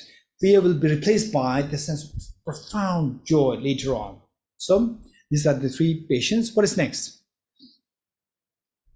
What is next? Joyous effort. Joyous effort, again, there are three. Quick, three. What is the opposite of joyous effort? Laziness. Same, that the morning I should be getting up at 6 o'clock, you put the alarm 6 o'clock, then it rings, tick, tick, pee, pee, then what happens? You put it off, and again reset it, snooze, right? How long? 5 minutes? Again, another snooze, right? This is all laziness. You're getting it? Laziness. And what about this one? Say the young ones, not only young ones, all of us, my age, we once we were young, as you were, right? We do the same thing. How many of you set up, made a timetable before closer to your board exam, closer to his exams, right? Very strict timetable. Right, morning, 5 o'clock, I get up, study for 2 hours, then take shower, and for 10 minutes is okay, then tea, half an hour, no, 10 minutes, right? Then study another 2 hours, short break, very rigid. And then this timetable holds good for 1 day. And then the next day is collapse. You raise hands, it happened to how many of us? Okay. So is this because of laziness? No, you don't forget that this is not out of laziness. This is out of our impracticality, being impractical. You're getting it? We cannot see what you plan and your real potential. These two are contradictory. These two are dichotomous. You getting it? These two are not compatible to each other. So this is your failure to calculate this timetable on the basis of your own potential. Your potential is lagging way behind the calendar, the timetable that you set. You're getting it? It's not because of laziness. So simply just put everything else together. I'm lazy. I couldn't do it because of my laziness. No. For example, some people who are on heavy medication, antidepressants, heavy medication, and then you can't even do your daily practice. Even 5 minutes meditation you cannot do, and you think these are laziness, and then you blame yourself. I'm lazy. I can't do anything. I'm so lazy. I'm a hopeless person. No, this is not because of laziness. This is because of your body being subjected to a heavy medication. This makes your, say for example, let's say you have intense studies to practice, these studies to do, and you have deadlines in your workplace, and you have so much stress. So these will consume your energy. You are left with no energy. With no energy, then the tendency is that you want to delay. There is no laziness. You're getting it? Don't mix up the two things. Laziness is where you have the energy, still not wanting to do it. That is laziness. When the energy is drained, you don't feel like doing it. It's not because of laziness. If you don't make this distinction, then we can actually, it can have adverse effect on a practice. But it's not laziness. You qualify that as laziness, then later on you see that I'm lazy. Actually, it's not lazy. And when you feel that you are lazy, then you feel even more demoralized. You don't feel like doing it again. You're getting it? So gradually then you feel aversion towards Dhamma practice. So when you know that it's because of my, the physical situation, because of my stress level and so forth, I cannot do that, then you will not feel averse to the Dhamma practice. So when you are more stress-free, because the aversion is not built, you think of the Dhamma practice, you feel like doing it. But the aversion is built, this will again stop you from the next phase of your practice. Okay, so for that, the laziness. Laziness, there are three kinds. It's not only one. So for us, everything is one, but it's not one. Laziness, number one, is laziness in the laziness of adherence to the trivial activities of life, right? For example, say you have to prepare for the exam, like, okay, 1 hour study. At the same time, somebody said, hey, can you please take care of this flower? Oh yeah, taking care of this flower becomes so important, more important than your 1 hour of studies. Then you jump there because it's an excuse for you not to study. And then your mom says, what happened? You prepared for the competitive exam, and then now you're doing flower. Yeah, this person helped me, so I must help them, you know. So if the exam is not there, you will not go there. You will not take care of the flower. You look for another excuse. I'm sorry, I cannot do that because I have to go for shopping, right? Whereas the study, you want to evade from this, so you said, yes, I'll take care of it. Because this is the feeling attached to the trivialities, number one. There's one, laziness. Number two is the procrastination, indolence, the laziness of procrastination. I'll do tomorrow, right? So sometimes Tibetan stuff is not laziness. It's like a habit, bad habit. I said that, okay, we need to call this person. And sir, yes, I'll do it tomorrow. What tomorrow? You do it right now. Just give a call. What's the problem? Why should you wait till tomorrow? You're gonna do it just right now. And I overheard one of the staff, Tibetan staff, right? I overheard said, "Oh, Geshe is very strict." And then they once said that, yeah, he's teaching us how to be prompt. Right? So that was new. I overheard it from. They were not seeing me. Right? I was just overheard that. It's good feedback. Yeah. Okay, so the number one is to avoid procrastination. Then finally is, that's very important. Number three, the laziness of underestimating your potential. The laziness of underestimating your potential. This is the laziness. I cannot do that. No, I'm not good in studies in my school. Study emptiness. What emptiness? So this has to do with the geshes and kempos and so forth. No, I'm so bad in the science. I'm so bad in no, I'm not really good in this thing. This is underestimating your potential. You have the potential. Your potential is to what extent this can be manifested. This is a different story. You have the potential to be as bright as Albert Einstein, as compassionate as His Holiness the Dalai Lama, as skillful as the Buddha Shakyamuni. You have the potential. As courageous as Jesus Christ, as being loved as much as like Ram. You have this potential yourself. Why not? So why should we underestimate your potential? If you do that, this is a laziness. You're getting it? Okay.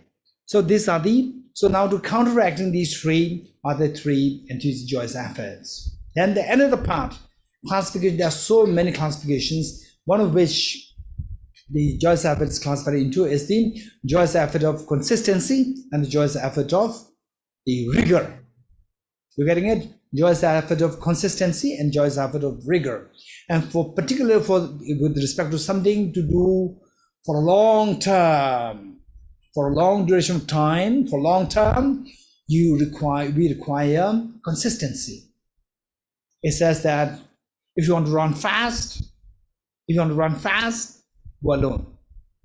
Because if you run with other people may not be able to run fast. You have to wait. If you run fast, go alone. If you run long distance, go with somebody else. Meaning that Sangha members. This is so important for us. Because Dharma, they say the long-term benefit is not like just the one day the work or 2-day work. This is like it's years and years. So we need good Sangha members around. Okay. So for this, we need the consistency, and Sangha members can help us to bring the consistency within us. And then number 2 is the rigor. The rigor will be given us through extensive studies. Extensive studies will teach us how to be rigorous. And then with the consistency, first when we don't have the consistency, what happens is that even to engage in it, there's a little bit of resistance in our mind. Then gradually keep doing is, how many you feel tired, resistant to go for breakfast? Raise hands. Hey, how many feel tired, resistant to go for breakfast? Huh? No, if somebody's there to prepare breakfast for you, you're tired, not tired, right? Because it's so easy. So through practice, through consistency, this unease will be stopped. Unease will automatically stop. When unease stops, then you have to go for the rigor. For the rigor, you have to know how to engage rigorously. For that, systematic studies will greatly help us. Systematic, comprehensive studies will help us to go for the rigor of these practices. Okay, so these are the 2 versions of thing. And then for meditative concentration, I don't want to go into too detail, more like the shamatha practice and the special insight practice. And for the wisdom to see the ultimate reality, to make you fearless. You see the ultimate reality. How many of you have some form of fear in your life? Presents, right? If the fear is there, you just try to get a glimpse of the emptiness. Get a glimpse of emptiness. It'll take time. Don't expect that. Say, for example, say you go to shop, I want to just try it, Say, try it, just taste it. No, it's not like this. It'll take time. You need to get a glimpse of emptiness. Once you get a glimpse of this, then you will see that this is the one which can give us fearlessness. This can truly give us a fearlessness. Under any situation, there's nothing for us to be afraid of when we build this wisdom of emptiness. This is so precious, so precious. Number 1. And then what is the other side? The wisdom of emptiness, there are 2 sides. One is the emptiness and the other one is dependent origination. Other side is dependent. These 2 are the 2 sides of the same coin. Seeing dependent origination will allow your compassion to flow. You're getting it? And with compassion, your joy will flow. Both each other will flow. So with the wisdom of emptiness, this will give you the fearlessness. And by dependent origination, how everything's connected to each other, dependent, then your compassion will flow and it will give you the infinite joy. So emptiness will give you the fearlessness, and dependent origination in its complete form will give you the infinite joy. Okay, this is about the wisdom. Okay, it's already 8:45. I'm just wondering if there's time for question and answers. Okay, if you have some questions, raise hands offline, first offline. If not, then I will pass it to. Can we see this both as a process and a product? Which one? The 6 perfections. Process? Both as a process and a product. Of course. In the 6 perfections in the form of, say, the causal factor, and also in the form of the product as a result. So, for example, generosity. To engage in practice generosity, there is a degree of, say, the resistance there, and you have to overcome these resistance to make it ease. So, overcoming that is the causal factor, and then when you achieve something, achieve the sense of generosity within you, then there's a sense of fulfillment in the sense, seeing that in the form of a product. In fact, it's beautifully explained by Acharya Chandrakirti in his text Madhyama Avatar, Entering the Middle Way, where he compared the two as somebody who is deep into emptiness meditation, who attained the nirvana, say the freedom from samsara, that is emptiness, which I call as the fearless mind. And then on the other hand, the bodhisattva, on the other hand, just sit in the room and hears a beggar crying for, please give me something, something, please, I'm poor, please, they have charity, give me some charity. So the bodhisattva, hearing that, the joy the bodhisattva gets, what is that? Please give me something. So bodhisattva should be giving something. So that generosity. So the bodhisattva feeling that even just the feel that I'm so happy that today there's somebody to whom I can help. There's somebody who's crying for the generosity, for alms.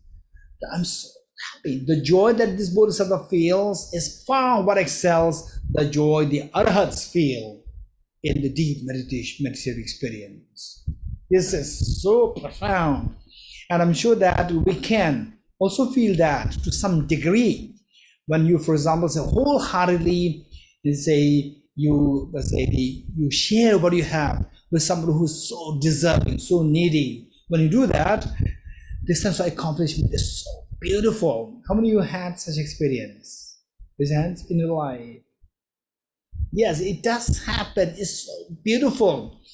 This is the seeing is believing. Only when you feel that, you will see that, wow, this is exactly what Acharya Chandrakirti said there. You're getting it? Okay. So it's a sense of accomplishment. It's a product. And then meanwhile, engaging in this practice of generosity is a causal factor. More questions? 1 or 2. Yes, the girl there.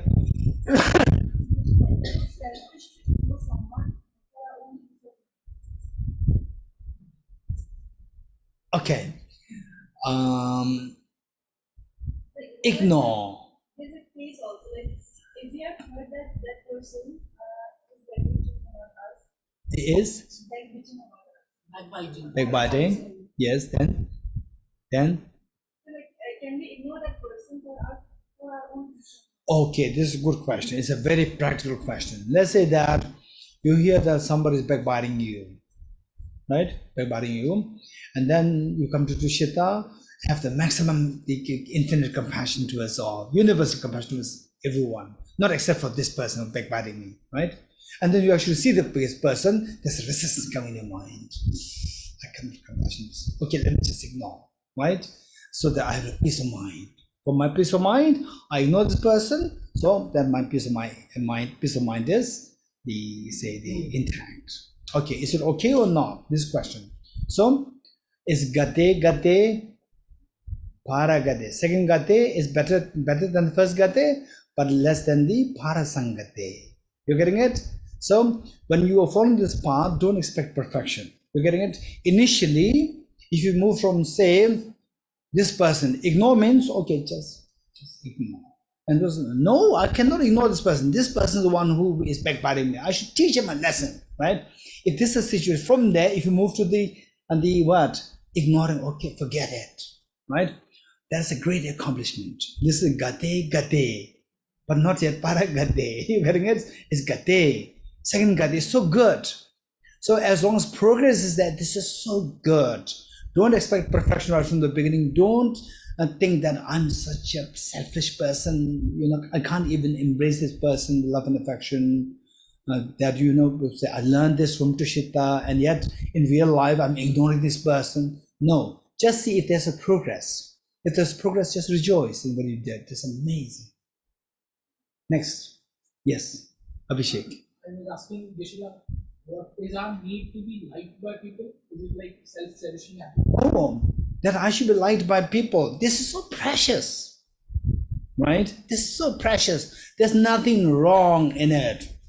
Everybody should like me, nobody should like her, right? This is wrong. You're getting it?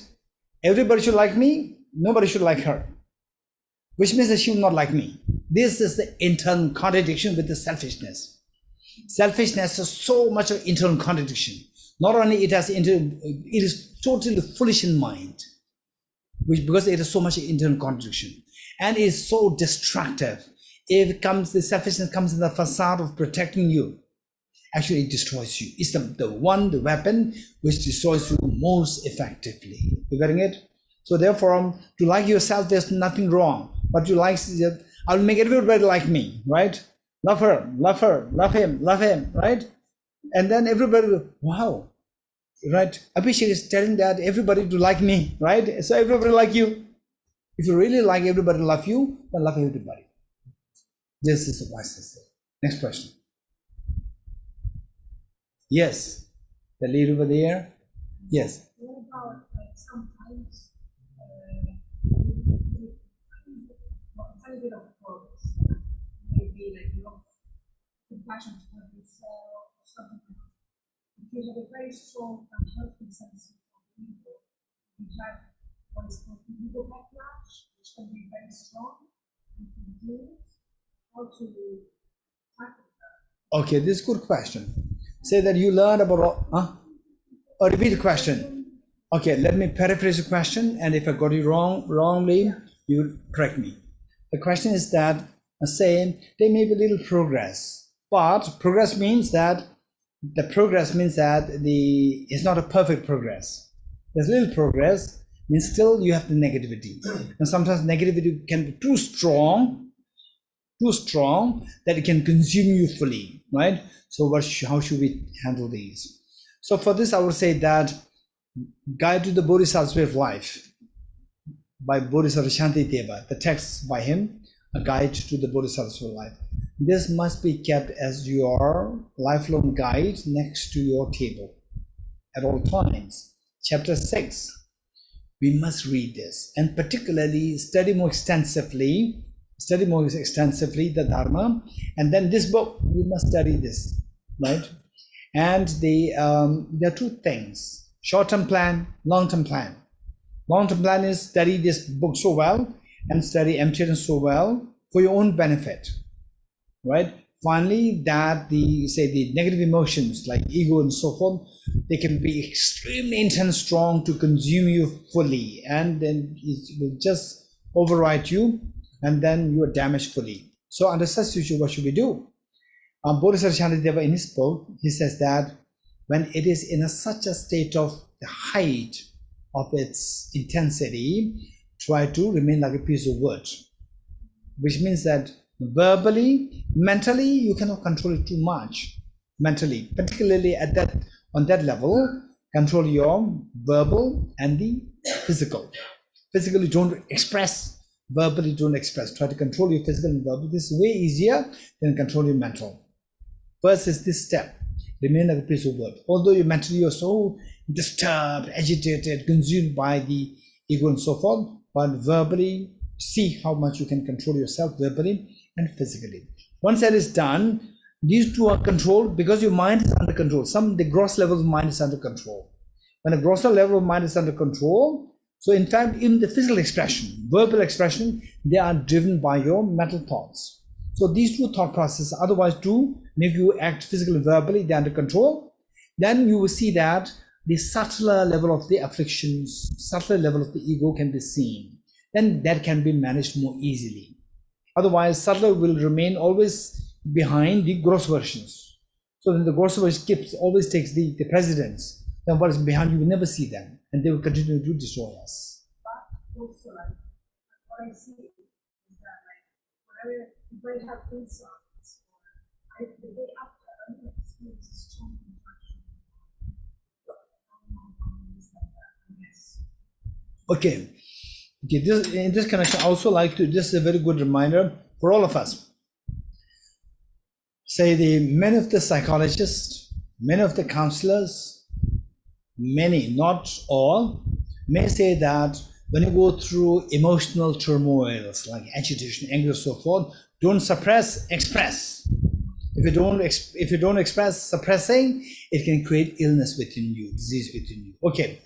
So this is because what is my point of view?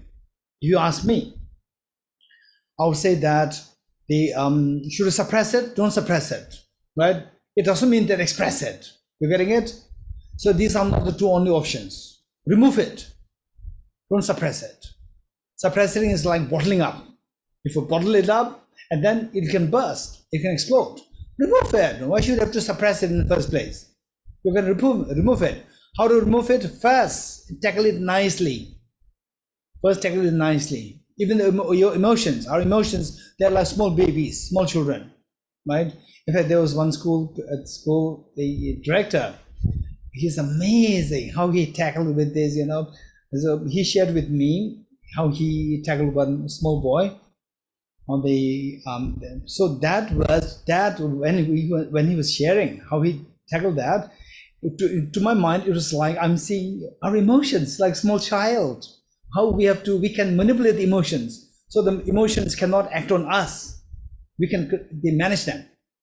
So what is that was that once a little boy came who was bullied by another boy, or who had a little bit of fight with another boy, little school boy, and this boy came to the director to complain.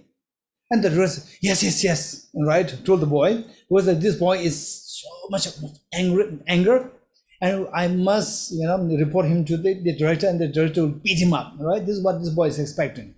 So because of this boy is in such height of the anger, if the director says, no, cool down, then the boy will not be happy. So your emotions are like small child, this boy, right? So the director, what he did, he was telling me, he said that, yes, this is so bad. Who's that boy who bullied you, right? As well as the director is fully with you, right? So you have to pretend as well like the emotion, even with the emotion, treat like a small child, that you're fully with the emotion, right? And the boy said, yes, he's there, right? And the director also followed the boy, right? Followed the boy as well, like the director could hardly walk, very little, not running very fast, very slowly. And the boy is faster. Hey, wait. Then I cannot run as fast as you are, right? And then the director started to just breathe very heavily, right? And the small people feel sympathy to the director, right? He's now breathing heavily because of me. Okay, now so this boy, naughty boy, right? You cannot find him, right? I have a little work in the office now, right? Can we leave it here? Is it all right? And the boy said, he's happy. At least the director is with him, right? He's happy. He said, okay, sir, right? Okay, good boy, right? Good boy means he's even more happy. Good boy. And go. And then the director left. You're getting it? So the point is that our emotions like that. Anger, ego, they're all stupid. Selfishness, so stupid. Selfishness. It is thinking of, I should destroy you so that I'll be happy. When you look at am I happy or not? When I say that I will destroy you, and I'll be happy. Am I happy? No, not happy. This is selfishness, which destroys you, right? I want you to be happy, right? Don't worry about me. I want you to be happy. Am I happy or not? Very happy. You're getting it? This is the stupidity of this selfishness. So when you give into selfishness, when you give into anger, when you give into ego, these are all our stupidities. You're getting it? These are weaknesses. These are not our strength. And some people, they're afraid when somebody is, they're angry, right? When somebody's angry, this is not because that this is your strength, this is your weakness. This is the animal instinct, which Charles Darwin said, animal instinct. If you chase a dog will run away. Funny if the dog is cornered, what will dog will attack you. Why attack? Because the dog sees no place to run anymore. Right now, if I don't attack him, he will beat me if I should attack. So anger is a sign of vulnerability.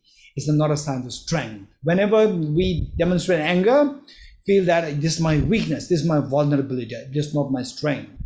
Those people who, under a situation where otherwise anger can be erupted, in place of that, the mind will remain calm. This is the sign of strength. Ordinary people cannot behave that. If you can behave like this, you are an evolved person. Good? Okay, we stop here. Or is there anybody else? The gentleman there? Louder?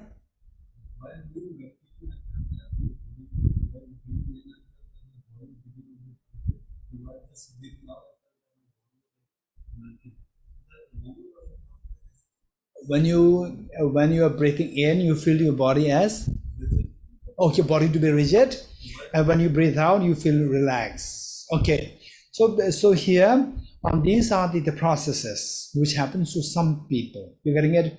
So therefore, right from the beginning, I told you, when you keep your body upright, your body should not be rigid. Yes, I even did this gesture like this to make sure that your body is flexible all along. If you're doing the meditation for the first time with the body upright, otherwise you are signalized all the time. If this is your posture normally, and suddenly you learn how to sit upright, and then you tend to say the unconsciously, you see that you're at times, not always, your body tends to become a little rigid and uptight, and you are unaware of that because this was not your normal posture. And then it becomes uptight or a little rigid, and you are unaware of this. And then when you breathe, the breath and the mind is very closely connected. The breath and mind is very closely connected. When you breathe in with the uptight body, the breath in, it means more space. For the air to get in, you need more space. So it's already tight, and now it becomes more tight. And when you breathe out, it gets space. Now it gets space because the air is kept going out. So you feel the relaxation. So here you should be mindful that in the all along, my body should not be rigid. This should be you should be mindful of that, or else, if you're not mindful of that, if that becomes the pattern, then you will feel the muscle pains after 3-4 days. Okay, good. Good. Okay, we stop here. We will do some end action prayer. Let's pray that His Holiness the Dalai Lama, the true source of joy and happiness on this earth, that he lives long and that his wishes be fulfilled spontaneously. And also let us dedicate the merits thus gathered, that the Lama Soba Rinpoche, his reincarnation comes very soon, and that this reincarnation really succeeds in his study, reflection, meditation, that he be able to follow the same pattern as his predecessor, Lama Soba Rinpoche, and the same degree of intensity, purity, compassion, wisdom, and so forth. And let's pray that no obstacle happens in the way. And also let us pray that all these wars happen in the world, they all led by some leaders. Let's pray that they stop. The leaders, they get sense not to create any the anger, animosity towards each other, and through so let this be stopped, and the common citizens should not suffer unnecessarily. And let us also pray that the only solution to all these problems of the world, which lies in the vision of His Holiness the Dalai Lama, universal ethics, today taught under the umbrella of sea learning. So may this program of universal learning, universal ethics, become so widespread all over the world that it be adopted by the UNO, but every nation, every community, every institution, so that the future leaders will become very sensible ones, to embrace each other rather than to hit each other with guns and the missiles. So let's pray that the dreams of His Holiness, the vision of His Holiness come to true within a span of the next 30, 40, 50 years' time. And let me also dedicate the merits that's gathered, that each one of you, through a concerted effort in the study, reflection, and meditation on bodhicitta, the wisdom and emptiness, that soon you experience the dawn of these two experiences within yourself, that you become such a reliable guide to lead all the dear sentient beings to a ultimate happiness. With this in mind, let's recite the prayers in Tibetan, the few verses for the recitation.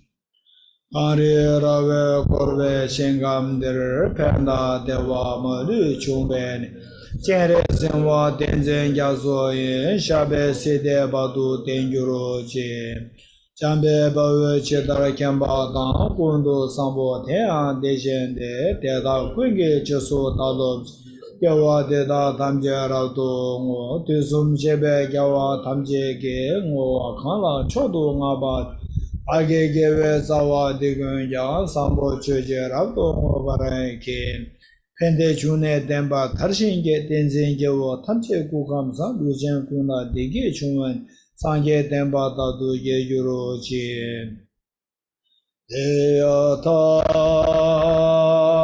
Om Gade Gade Paragate Arasam Gade Bodhisvatyata Om Gade Gade Paragate Parasam Gade Bodhisvatyata Om Gate Gate Paragate Parasam Gate Bodhisvaha. Okay, thank you, Professor Thank you very Energy. much. Thank you. Thank you very much, Geshe. Please. Thank you. Thank you. And